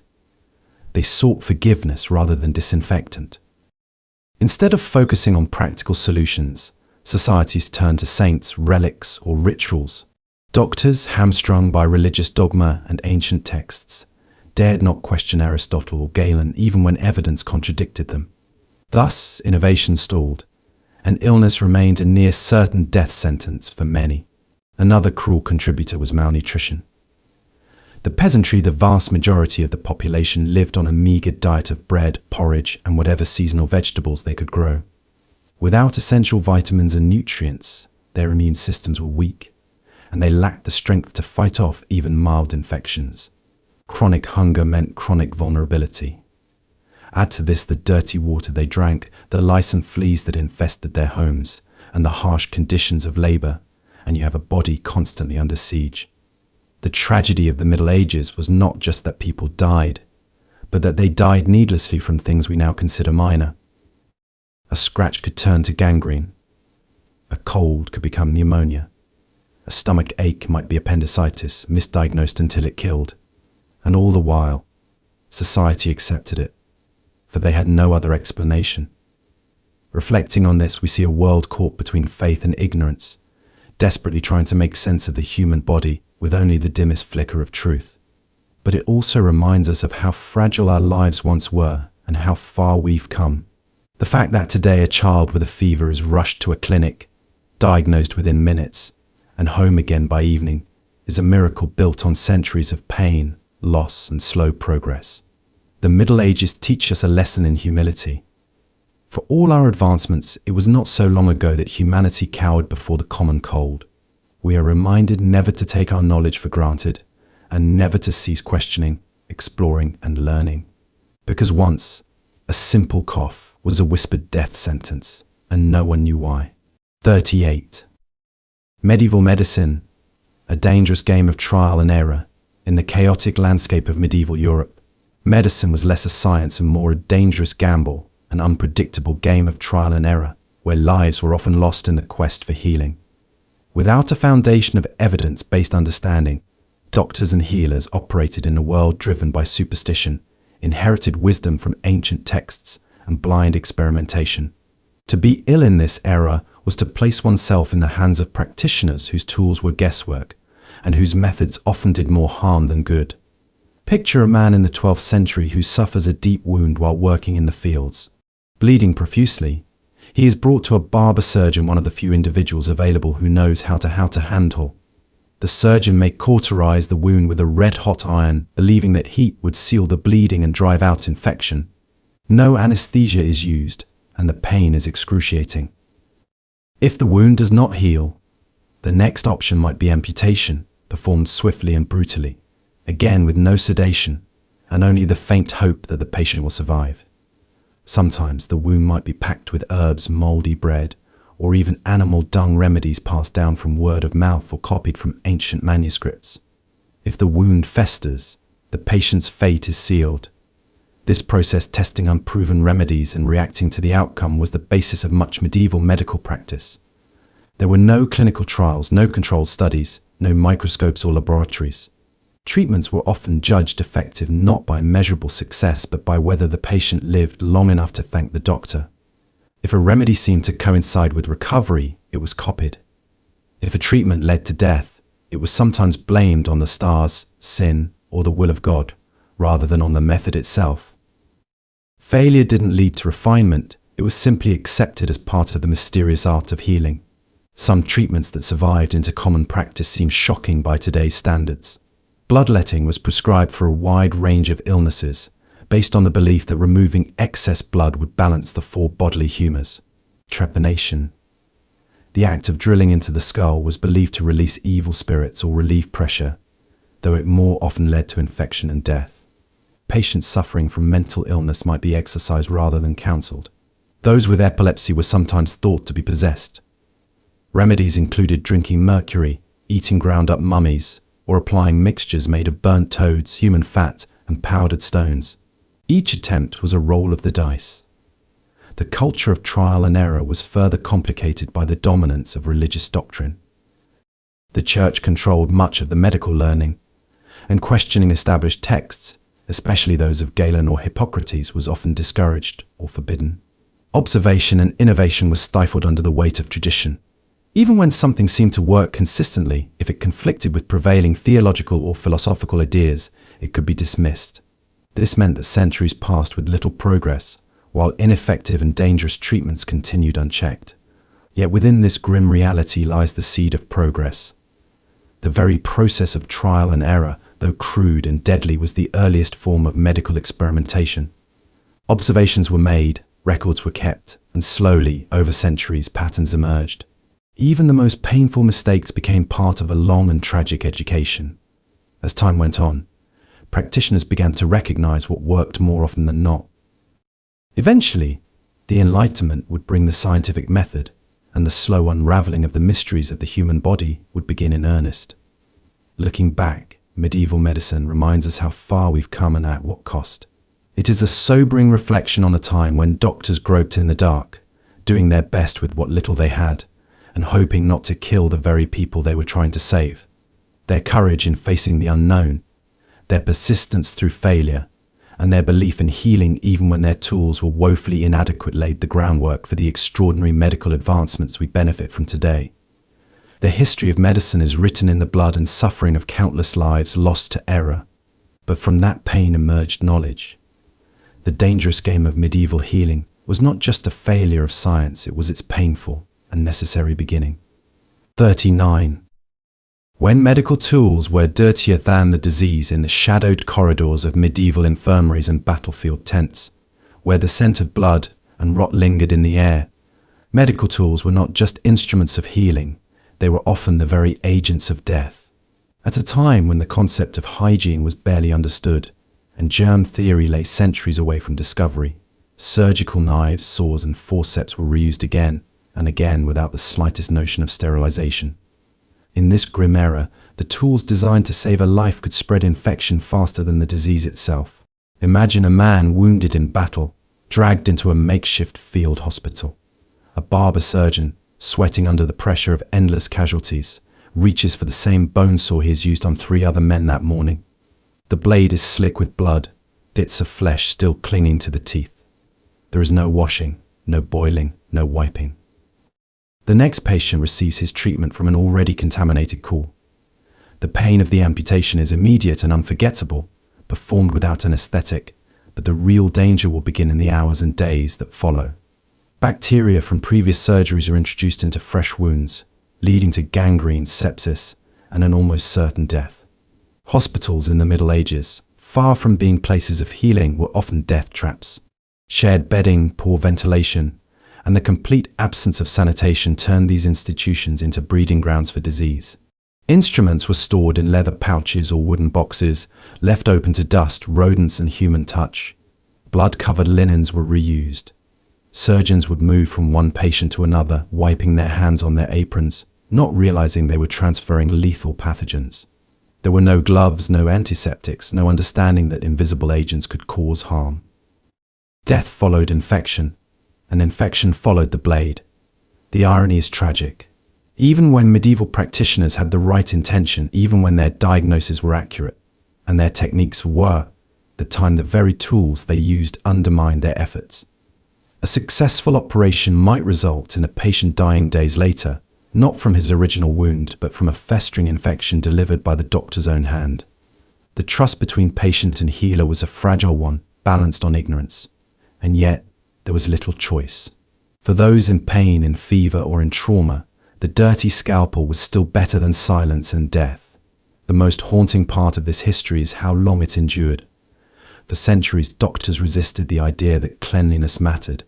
Even as microscopes became more widely available in the 17th century, the leap from seeing microbes to understanding their danger took generations.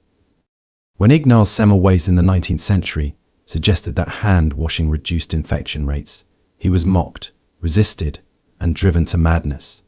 It wasn't until Joseph Lister and others finally pushed for antiseptic practices that medicine began to truly cleanse itself. Reflecting on this era is more than an exercise in horror. It's a lesson in humility. The dirt-covered tools of the past remind us that ignorance, even when well-meaning, can kill. They show how long humanity must struggle to connect observation to understanding, and how fiercely tradition can resist truth. Today, in gleaming operating rooms with sterile instruments and gloved hands, we are surrounded by the legacy of that hard-earned wisdom. But we must never forget that once, not so long ago, the knife meant death not by intent, but by ignorance. The past whispers warnings. The medical tools of the Middle Ages were forged in steel but tempered in blindness. Their story is not just about blood and rust, it is about how knowledge once ignored can cost countless lives. And it is a solemn reminder of why progress, no matter how slow or painful, is the only cure for history's wounds. 40. Why nobody trusted medieval physicians in the shadowy world of the Middle Ages, where sickness stalked both king and peasant. Physicians held a strange and contradictory place in society. They wore long robes, spoke in Latin, and claimed to understand the mysteries of the human body, but their patients, more often than not, feared and distrusted them. This mistrust was not born from superstition alone. It was a reaction to centuries of failure, arrogance, and the eerie sense that the so-called learned doctors often did more harm than good. Imagine a small village in 14th century Europe. A child begins to cough violently, her skin flushed with fever. Her mother sends for a physician from the nearest town, a man who arrives 2 days later on horseback, wearing an elaborate hat and carrying books bound in cracked leather. He examines the girl's urine by holding a glass flask to the light, consults a chart of the stars, and declares that her humors are imbalanced due to a malign influence of Mars. His treatment? A combination of bloodletting, crushed herbs, and perhaps a charm or two. The child dies within the week. The villagers mourn, but not with surprise. They had not expected much. Their belief, one whispered quietly but often, was that doctors could name a disease, but they could not cure it. This was the grim reputation physicians earned during the Middle Ages.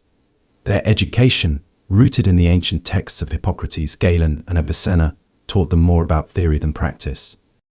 They believed in the four humors: blood, phlegm, black bile, and yellow bile, and every illness, from plague to headache, was thought to arise from some imbalance among them. Real science was largely stagnant, replaced by ritual and doctrine. Dissection of human bodies was banned or heavily restricted in many regions, leaving physicians ignorant of basic anatomy. They were often unfamiliar with surgery, leaving the practical tasks of cutting, stitching, and amputation to barber surgeons, who had less status but more experience. And yet, these learned men charged high fees, refused to treat the poor, and often disappeared when plagues or serious epidemics arrived. Their loyalty to classical texts over observed reality made them stubborn in the face of new evidence. When entire towns died from the Black Death, physicians clung to astrology and miasma theory, blaming bad air or planetary misalignment while ignoring the piles of rat-infested corpses in the streets. People began to look elsewhere for help: herbalists, midwives, monks, and mystics, whose methods may have been crude, but whose compassion and accessibility made them trusted. The physician's image became one of cold distance and academic detachment. His presence was often a last resort. He might visit only the rich, dressed more like a nobleman than a healer, arriving with a servant to carry his books and tools. For the common folk, he offered little hope, and sometimes great danger. Treatments like bloodletting, purging, and the use of mercury or arsenic caused as much suffering as the diseases they claimed to treat. When the patient died, the doctor would shrug: after all, the stars had spoken, and God's will was final. This distrust was not merely emotional, it was practical. People learned through bitter experience that many physicians did not listen.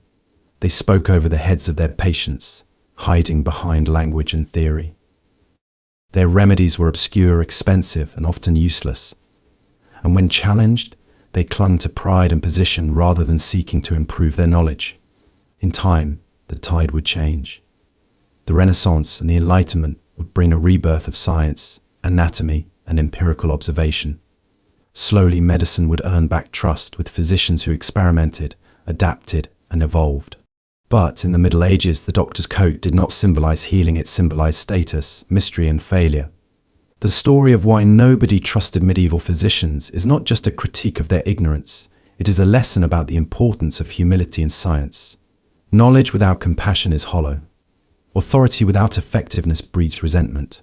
And when healers forget to serve those in pain, they lose not just their power, but their purpose. In the end, trust must be earned not through robes and books, but through results and through the courage to admit when old wisdom is no longer enough. 41. How poop, blood, and prayers became medicine in the dim chambers of medieval apothecaries and the candle-lit halls of monastic infirmaries. A strange and unsettling idea reigned supreme, one that blended desperation, faith, and a profound misunderstanding of the human body. Medicine, in that era, was not built on the solid ground of observation and experimentation, but rather upon a fragile mixture of ancient theory, superstition, and religious doctrine. It was a time when human waste, animal fluids, and whispered prayers were not seen as separate from science but as instruments of healing. Let us step into the 12th century.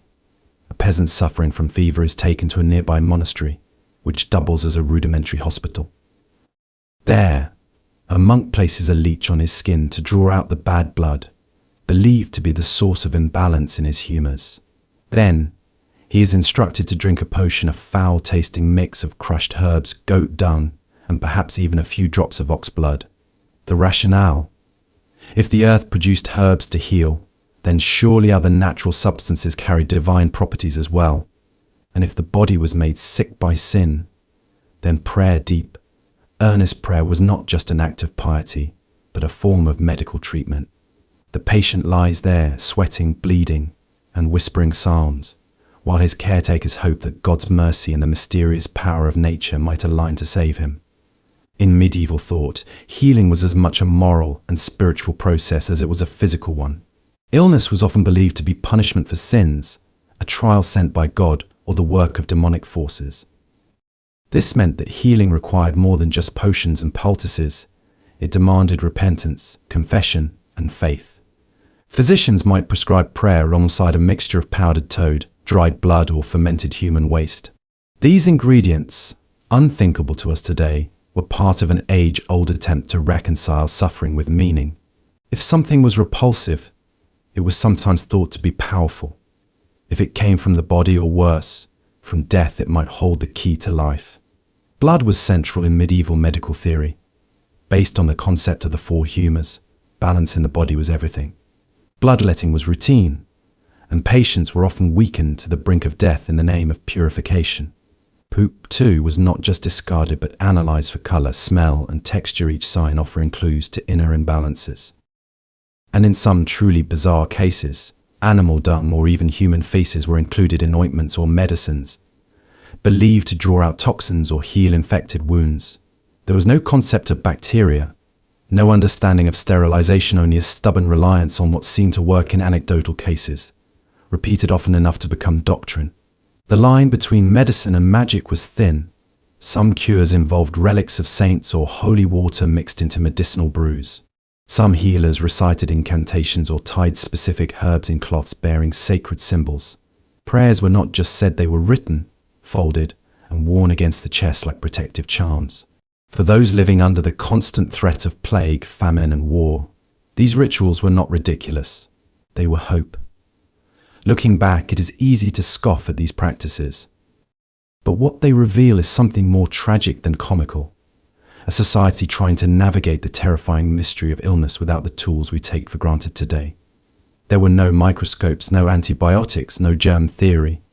People relied on what they knew: natural materials, religious beliefs, and the inherited wisdom of generations past. If dung and blood and whispered prayers offered even a sliver of hope, they were embraced. This chapter of history is more than a catalogue of strange cures. It is a stark reminder of what happens when science is replaced by speculation, when tradition outweighs experimentation, and when desperation overrides reason. The use of excrement, blood, and prayer in medieval medicine was not driven by ignorance alone, it was driven by a human need to understand, to heal and to believe. And so, while we may recoil at the treatments of the past, we must also recognize the courage it took to tempt healing in the dark. Today, we have the luxury of clean hospitals, proven drugs, and trained professionals. But we also have a responsibility to question, to learn, and to never again let superstition take the place of knowledge. For in the end, true healing lies not in what we believe, but in what we can prove, and in our willingness to replace old comforts with new truths. 42. When magic spells were prescribed instead of pills in the flickering candlelight of a 13th century village home, a mother kneels beside her feverish child. The local physician, a man not clad in sterile white, but in worn robes stitched with runes, opens a leather pouch, filled not with pills or powders, but with scrolls and tiny bones. Instead of measuring dosage or checking vitals, he whispers words in Latin and Old English, some recognizable prayers, others ancient invocations. He ties a charm around the child's wrist, a small cloth bundle filled with rosemary, ash, and a piece of parchment bearing a handwritten spell. The mother watches, not with skepticism, but with hope. For in this world, magic was medicine.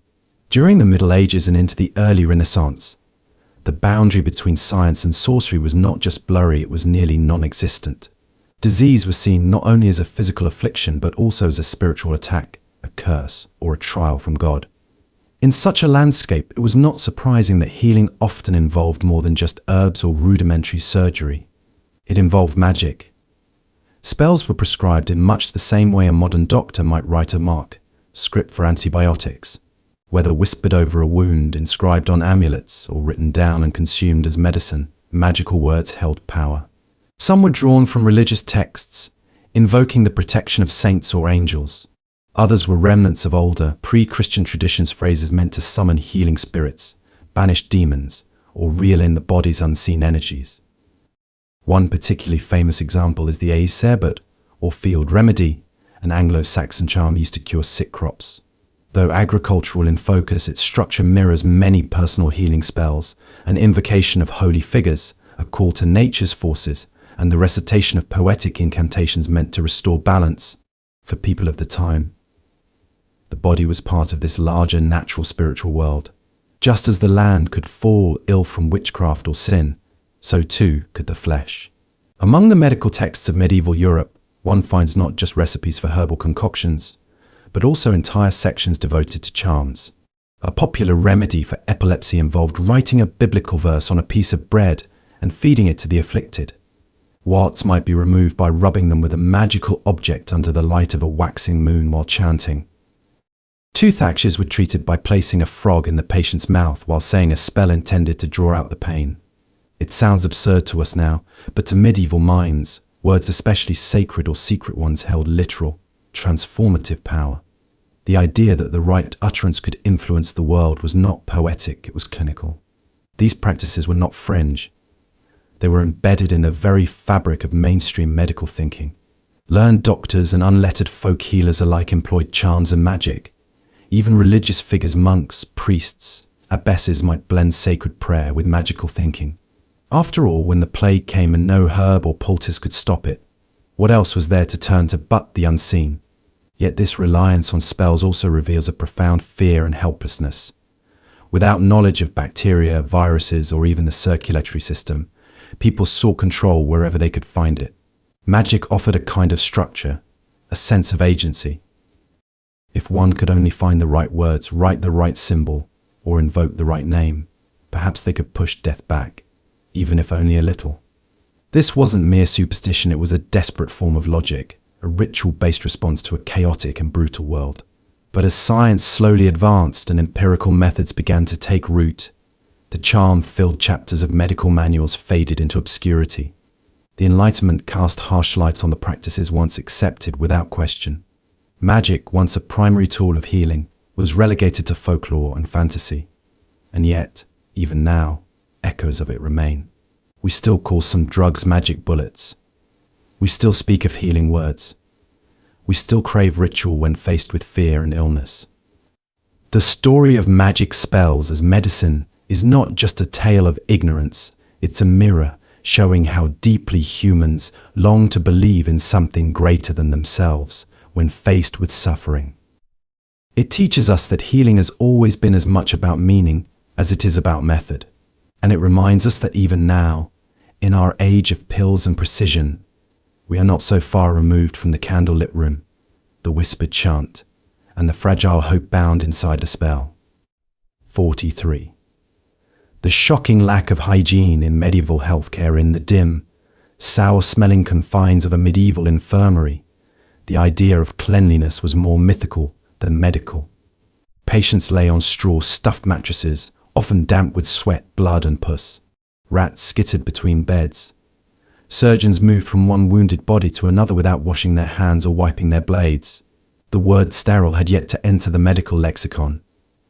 For the sick, the hospital was not a sanctuary of healing, it was a battleground of infection, and more often than not, a sentence to die slower. Medieval healthcare operated with little to no understanding of hygiene. Germ theory wouldn't appear for centuries. The prevailing belief was that disease came from miasmos, noxious air or bad smells rather than microbes or bodily transmission. This meant that sanitation practices we consider basic today, like hand washing, clean water, or disinfected tools, were simply not part of a healer's routine. Bloodletting knives, bone saws, and leech jars were reused again and again without so much as a rinse. Bandages were recycled, sometimes taken from deceased patients and reapplied to new ones. Doctors might wear long robes or bird-like masks during plague years, but these were not protective in any meaningful way. They were symbolic, ritualistic, or intended to filter bad air. The conditions of medieval hospitals were equally disturbing. Most were operated by religious institutions more concerned with spiritual care than physical hygiene. Monks and nuns tended to the sick out of Christian duty, often without any medical training. While they provided food and prayer, they lacked the tools or the understanding to prevent infection or manage contagion. Water sources were often contaminated. Chamber pots were rarely emptied promptly. Lice and fleas infested the bedding. The air itself, heavy with rot and sickness, seemed to thicken the longer one stayed. Ironically, people went to hospitals to be cured, but many entered with a minor ailment and left as a corpse. Bathing too was controversial. While Roman and Islamic cultures had long embraced bathing as part of health and ritual, much of Christian Europe grew suspicious of it during the medieval period. Nakedness was equated with sin, and public bathhouses were increasingly associated with immorality. Some even believed that water could open the pores to bad humors, allowing illness to seep in. Thus, patients and doctors alike avoided bathing, thinking it more harmful than helpful. This aversion only worsened the spread of disease. Surgical procedures, when performed, were brutal and unclean. Amputations were done with dull tools and no antiseptic. Infection was not an unfortunate outcome, it was expected. A successful surgery didn't mean the wound healed. It meant the patient didn't die immediately. Pus, in fact, was considered a positive sign called laudable pus, and believed to be evidence of the body ridding itself of disease. No one knew that it meant a festering infection was likely already underway. And yet, even amid such filth and misunderstanding, people clung to hope. Medical care, poor as it was still seen as a gift from God, and those who provided it were honored. The spiritual dimension of care, offering prayers, preparing the soul for death, comforting the sick, was often more developed than the physical one. For many, hygiene was a lesser concern than piety. A clean spirit, not a clean wound, was the priority. Looking back, the shocking lack of hygiene in medieval healthcare is more than a curiosity, it is a cautionary tale. It reminds us that knowledge must precede progress, and that what seems obvious in one era is often invisible in another. The filth wasn't just physical, it was conceptual. Without understanding the mechanisms of disease, even the most compassionate care can be deadly. Today, with sterile gloves, disinfectants, and strict sanitation protocols, we might feel safe. But the medieval infirmary lingers as a shadow behind modern hospitals, a testament to how far we've come, and a warning never to let superstition or ignorance lead us into the dark. 44. Why even rich nobles died from minor infections in the grand halls of medieval castles, where golden goblets shimmered beside richly embroidered tapestries and feasts overflowed with roasted meats and fine wine, one might imagine that the wealthy were immune to the plagues and miseries of the common folk. But beneath the velvet robes and jeweled crowns, the truth was grim and unmerciful. Even the richest nobles, those who ruled nations and commanded armies, could perish from something as simple as a blister or a toothache gone wrong. No amount of gold could buy protection from infection.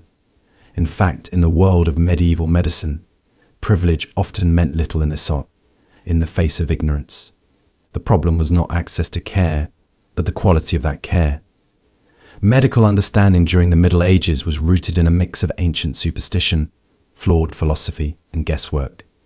Even the finest physicians, trained in the best universities of the time, operated under the mistaken belief in the four humours: blood, phlegm, black bile, and yellow bile, believing that imbalance caused disease.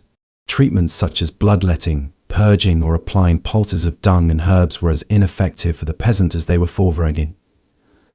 Imagine a nobleman, perhaps a duke or a count, who cuts his hand during a hunting trip or develops a tooth abscess after weeks of feasting. In the absence of antiseptics, antibiotics, or any understanding of bacterial infection, this small wound could fester. Doctors might cauterize it with hot iron, smear it with mixtures made of crushed insects or cow manure, or attempt to balance his humours through vomiting or severe. All the while, the infection spreads invisibly through his bloodstream. Fever sets in. Delirium follows. Within days or hours he may be dead. The servants may whisper of curses or divine punishment, but in reality, he died because no one knew how to wash a wound properly or how to prevent sepsis. Even childbirth, a natural and frequent occurrence in noble households, could become a fatal risk. Queens and duchesses died during labor not from the birth itself, but from postnatal infections introduced by unwashed hands, filthy linens, or retained placental tissue. In some cases, midwives would reuse instruments or cloths between patients. The palatial surroundings offered no more sterility than a barn. Grief swept through royal courts just as it did through peasant villages. There's a cruel irony in knowing that nobility could afford physicians, apothecaries, and private chapels, but still died of minor ailments because the entire medical system was built on faulty foundations. The rich had access to more potions, more prayers, more people, but not better knowledge. In fact, sometimes their status worked against them. Quack doctors and charlatans often targeted the nobility, offering exotic but useless remedies like powdered emerald or mercury elixirs. These treatments not only failed, but occasionally hastened the death they sought to prevent. Loyal courtiers might insist the deceased was taken by fate, or that God had called them home. But the truth is far less poetic. They died because no one believed in germs. They died because antiseptics were centuries away. They died because medicine had yet to meet science. This brutal reality offers a humbling reminder: wealth can buy many things, but without knowledge, it cannot buy loss. The nobility of the Middle Ages were often no safer than the beggar on the street. Their castles could keep out armies, but not infection. In today's world of vaccines, antibiotics, and sterile hospitals, we easily forget that minor infections once carried the weight of death, even for the most powerful. The story of their suffering is not just a window into the past, it's a warning of what happens when tradition replaces truth, and when prestige cannot protect against ignorance. 45. Bleed the patient. The medieval cure for everything in the flickering candlelight of a medieval physician's chamber. The solution to nearly every ailment, whether a pounding headache, a feverish chill, a melancholic mood, or a mysterious swelling, was delivered with alarming certainty: bleed the patient. It was not a suggestion, not a possibility to be weighed among others, but an absolute mandate, rooted in centuries of medical tradition and unquestioned belief. From paupers to princes, no one was spared the lancet's sting when illness struck. Bloodletting, once considered the cornerstone of treatment, was more than a procedure, it was a philosophy, a way to purge the body of its unseen poisons and restore balance to the soul's fragile vessel. The origins of this practice can be traced to the ancient theory of the four humours, a belief passed down from the Greek physician Galen and adopted wholesale by medieval scholars. According to this doctrine, human health depended on the equilibrium of four bodily fluids: blood, phlegm, black bile, and yellow bile. Too much blood. Expect fever and restlessness. Too little, weakness and lethargy. The solution, of course, was to remove the excess, usually by slicing open a vein or using leeches to draw out what was believed to be corrupted life force. Doctors, barbers, and so-called surgeons became masters of the art. The tools of the trade, shiny lancets, brass bowls, suction cups, and curved knives were carried with pride. A patient complaining of dizziness might be bled from the arm. A woman with hysteria, a vein near the ankle.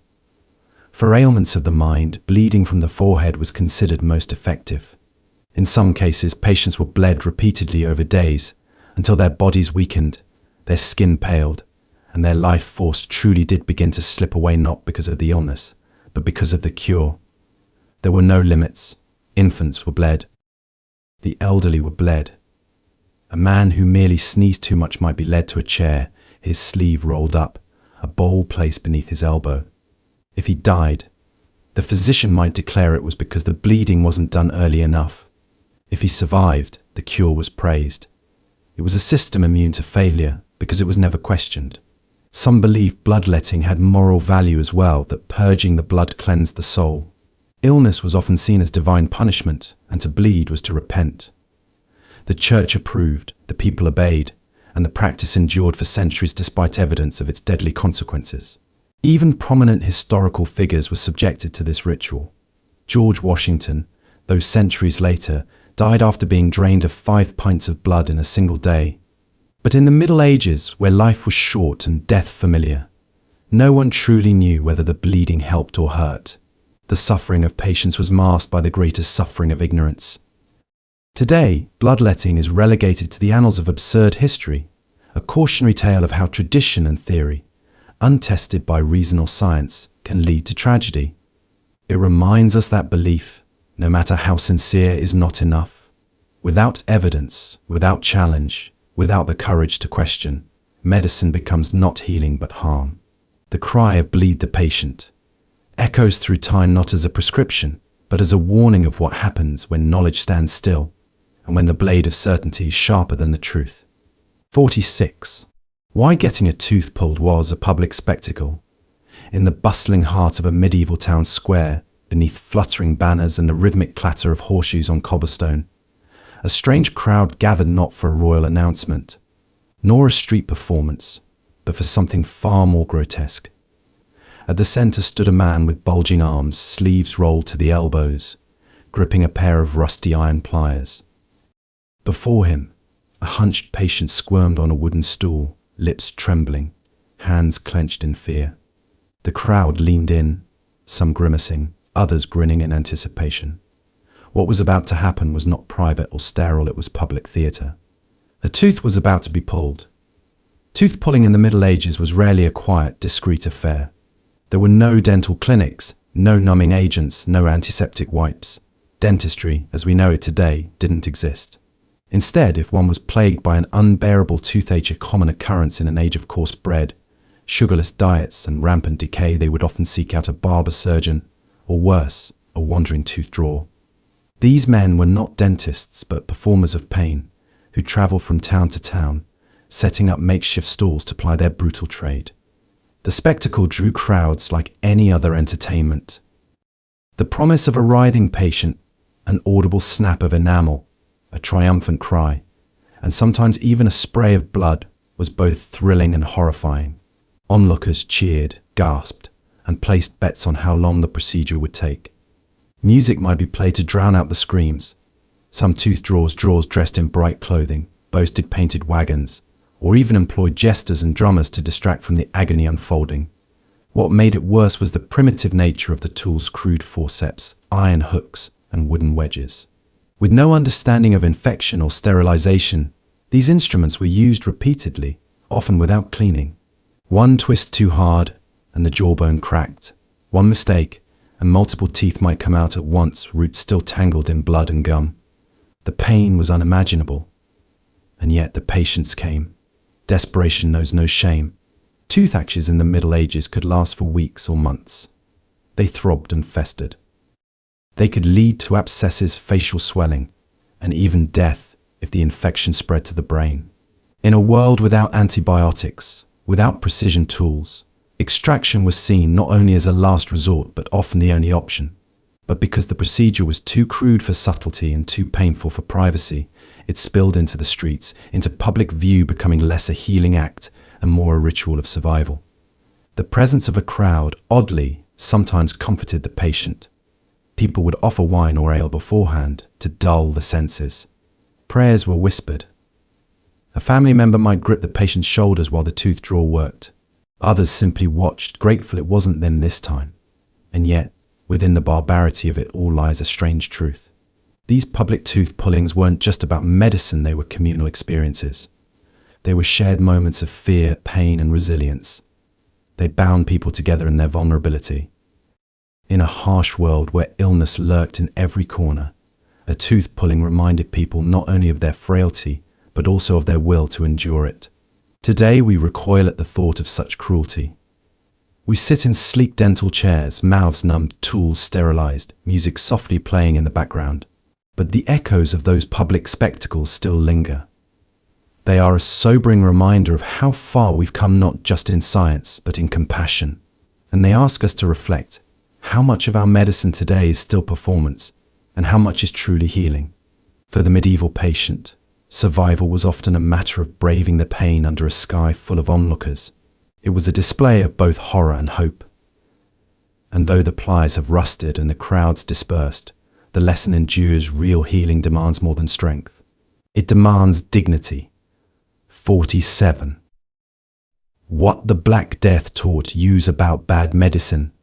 In 1347, a dark shadow fell over Europe, not just a plague of the body, but one of the mind and soul. The Black Death arrived not with warning, but with silence and rats. At first it was a few fevers, some swellings under the arms and in the groin. But then the death toll rose like floodwaters, drowning villages, towns, and entire cities in waves of uncontrollable disease. Within just a few years, nearly half of Europe's population would perish. And in the middle of this apocalypse, medicine failed spectacularly. What it revealed was not only how little humanity understood disease, but how much damage ignorance and fear could do when disguised as knowledge. Medieval physicians were wholly unprepared. They clung to ancient Greek and Roman ideas, particularly the theory of the four humours: blood, phlegm, yellow bile, and black bile. Sickness, they believed, was an imbalance of these fluids. Treatments were designed to balance the humours through purging, bloodletting, or vomiting. But none of this worked on the plague. How could it?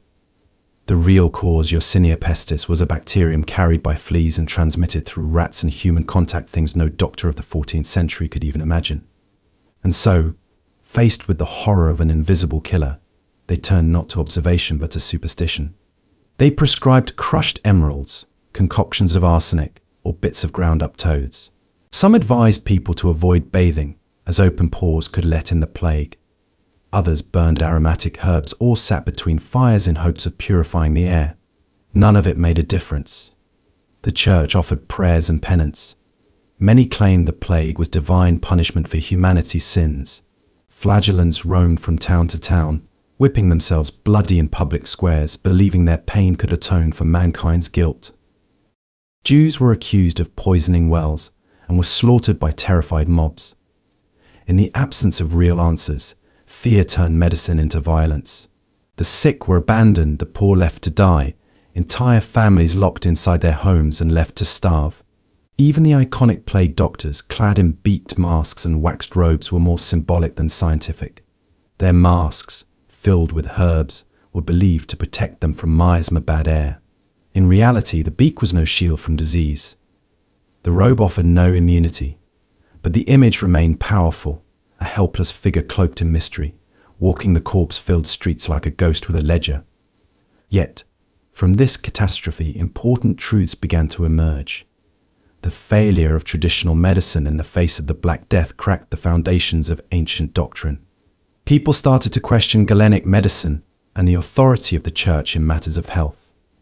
Slowly, over generations, this doubt seeded a new approach, one grounded not in scripture, but in observation, experimentation, and eventually science.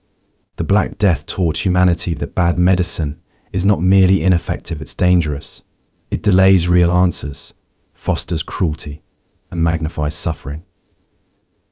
It taught us that humility is essential to healing, that when faced with the unknown, we must observe carefully, test our ideas, and adapt rather than retreat into comforting lies. It taught us that ignorance, when armed with certainty, can be more lethal than disease. We live in an era where we look back on the plague with disbelief. How could they not have known?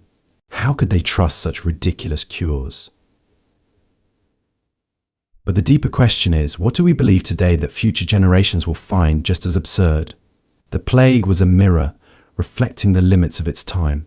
And in that reflection, we see the cost of clinging to dogma in a world that constantly changes. In the end, the Black Death was not just a tragedy, it was a reckoning.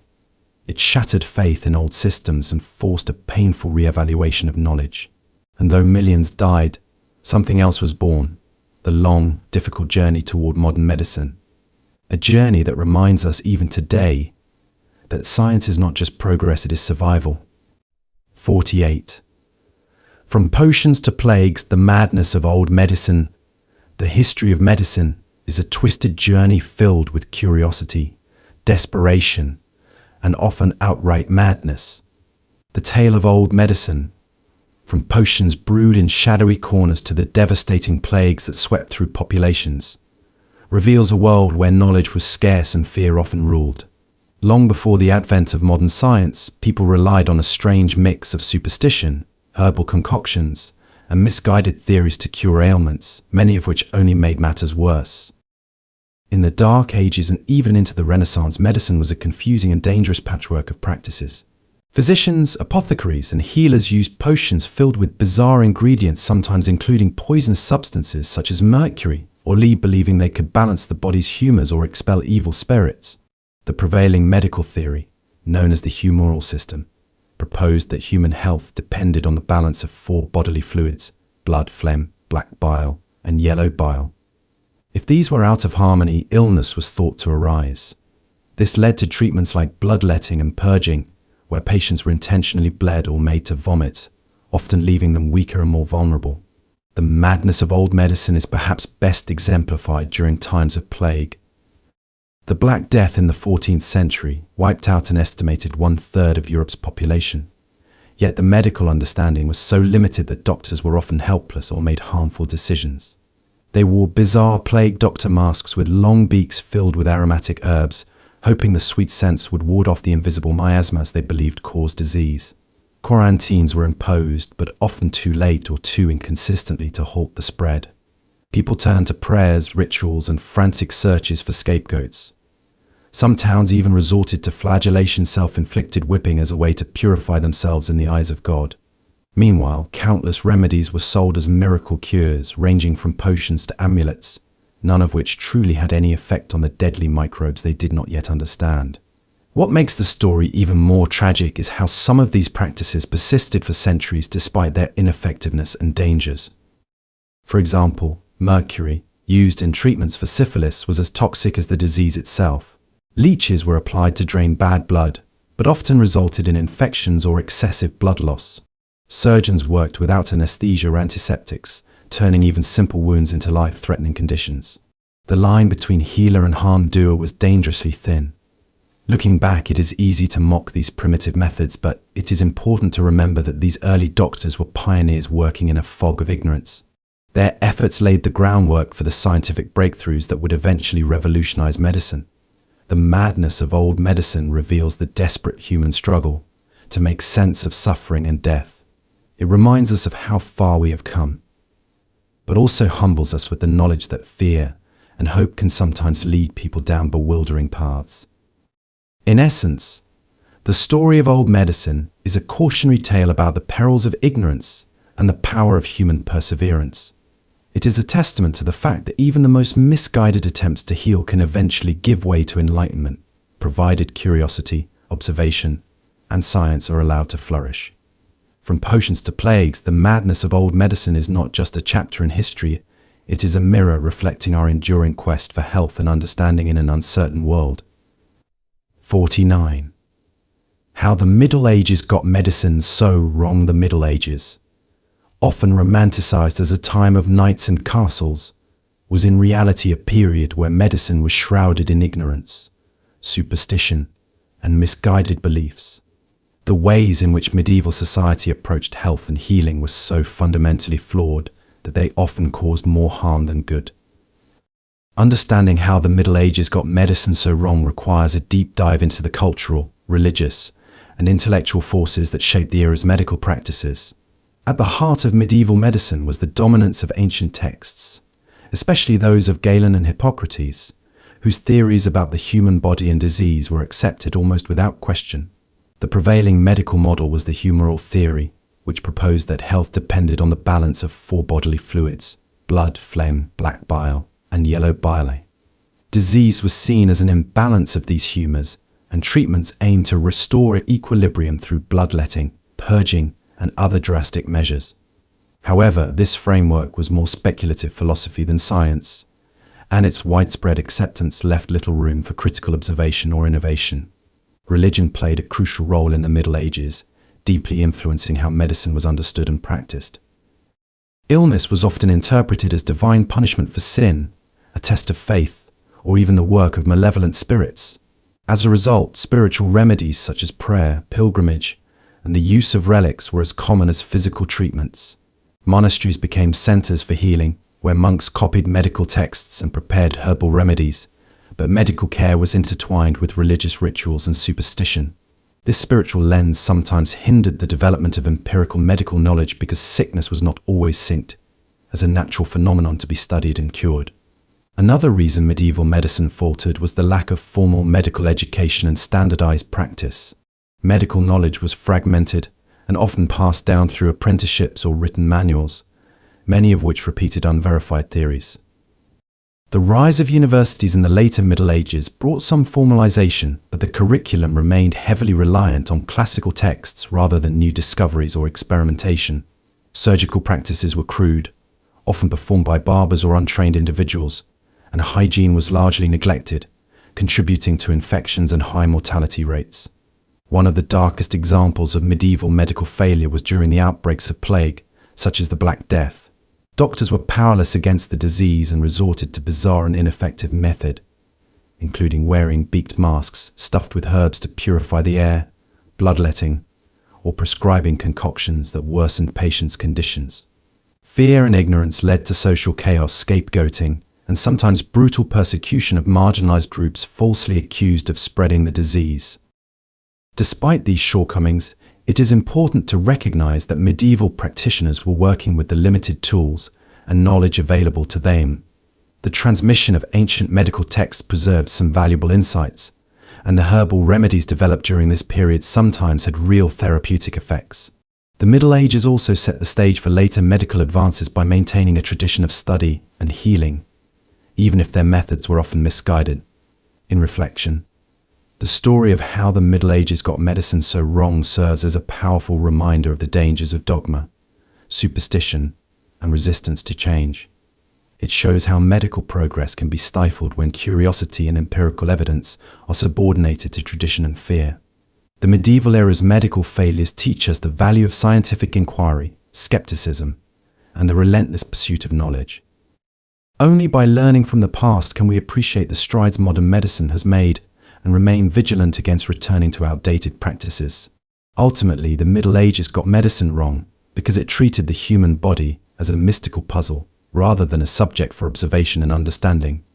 Yet, from this flawed beginning emerged the foundations that would centuries later lead to the revolutionary breakthroughs of the Renaissance and beyond. This story is not just about errors and ignorance, but about the resilience of human endeavor in the quest to heal and save lives. 50. What would happen if you got the flu in 1350? If you had contracted the flu in the year 1350, your experience would have been drastically different from what anyone living today could imagine. The mid-14th century was a time when medical knowledge was rudimentary at best, and the world was gripped by the terrifying shadow of the Black Death, which had already begun to decimate populations across Europe.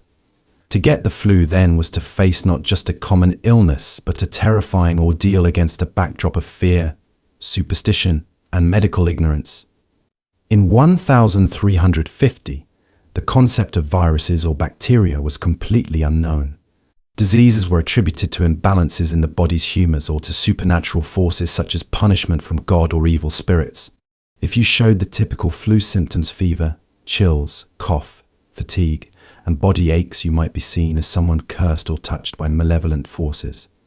There were no diagnostic tests, no antiviral medications, and certainly no vaccines to offer protection or relief.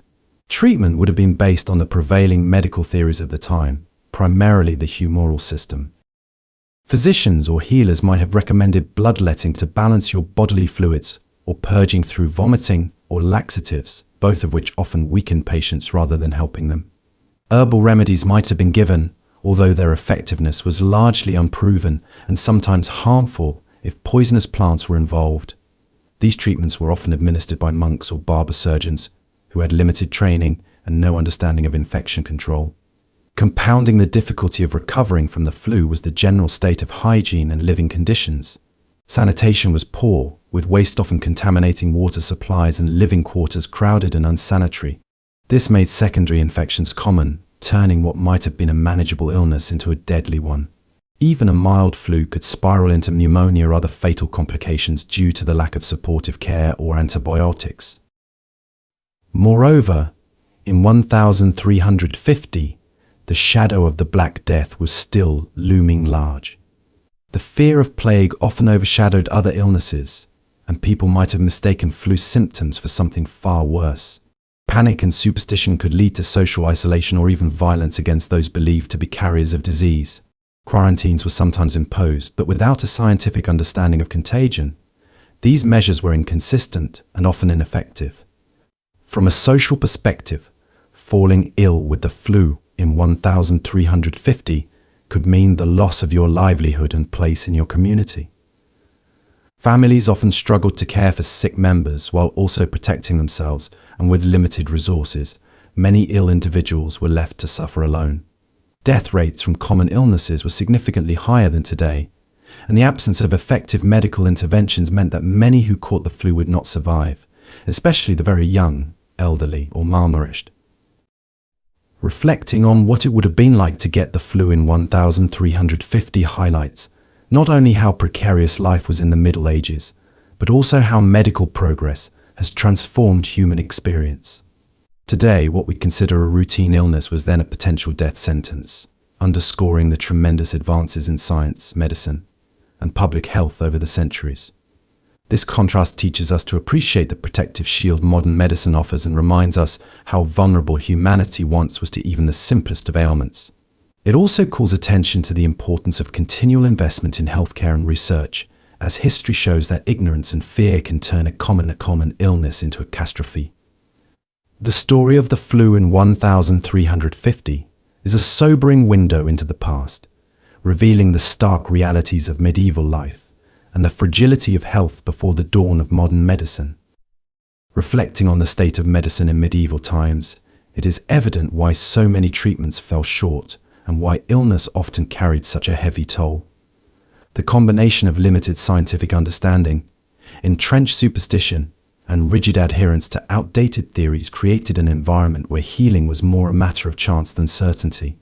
Yet, despite these significant obstacles and frequent failures, medieval medicine played a crucial role in the long journey toward modern medical knowledge.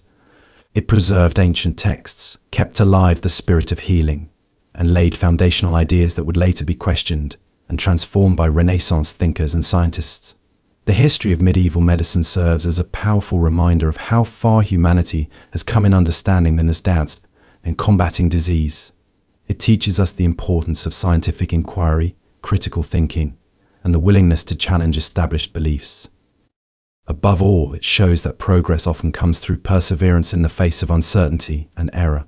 By learning from the mistakes and limitations of the past, we can better appreciate the incredible advancements of today's healthcare and remain committed to pushing the boundaries of medical science for the future. In the end, the story of medieval medicine is not just one of failure but also of resilience and hope, a testament to humanity's enduring quest to heal, to understand, and to overcome the mysteries of illness.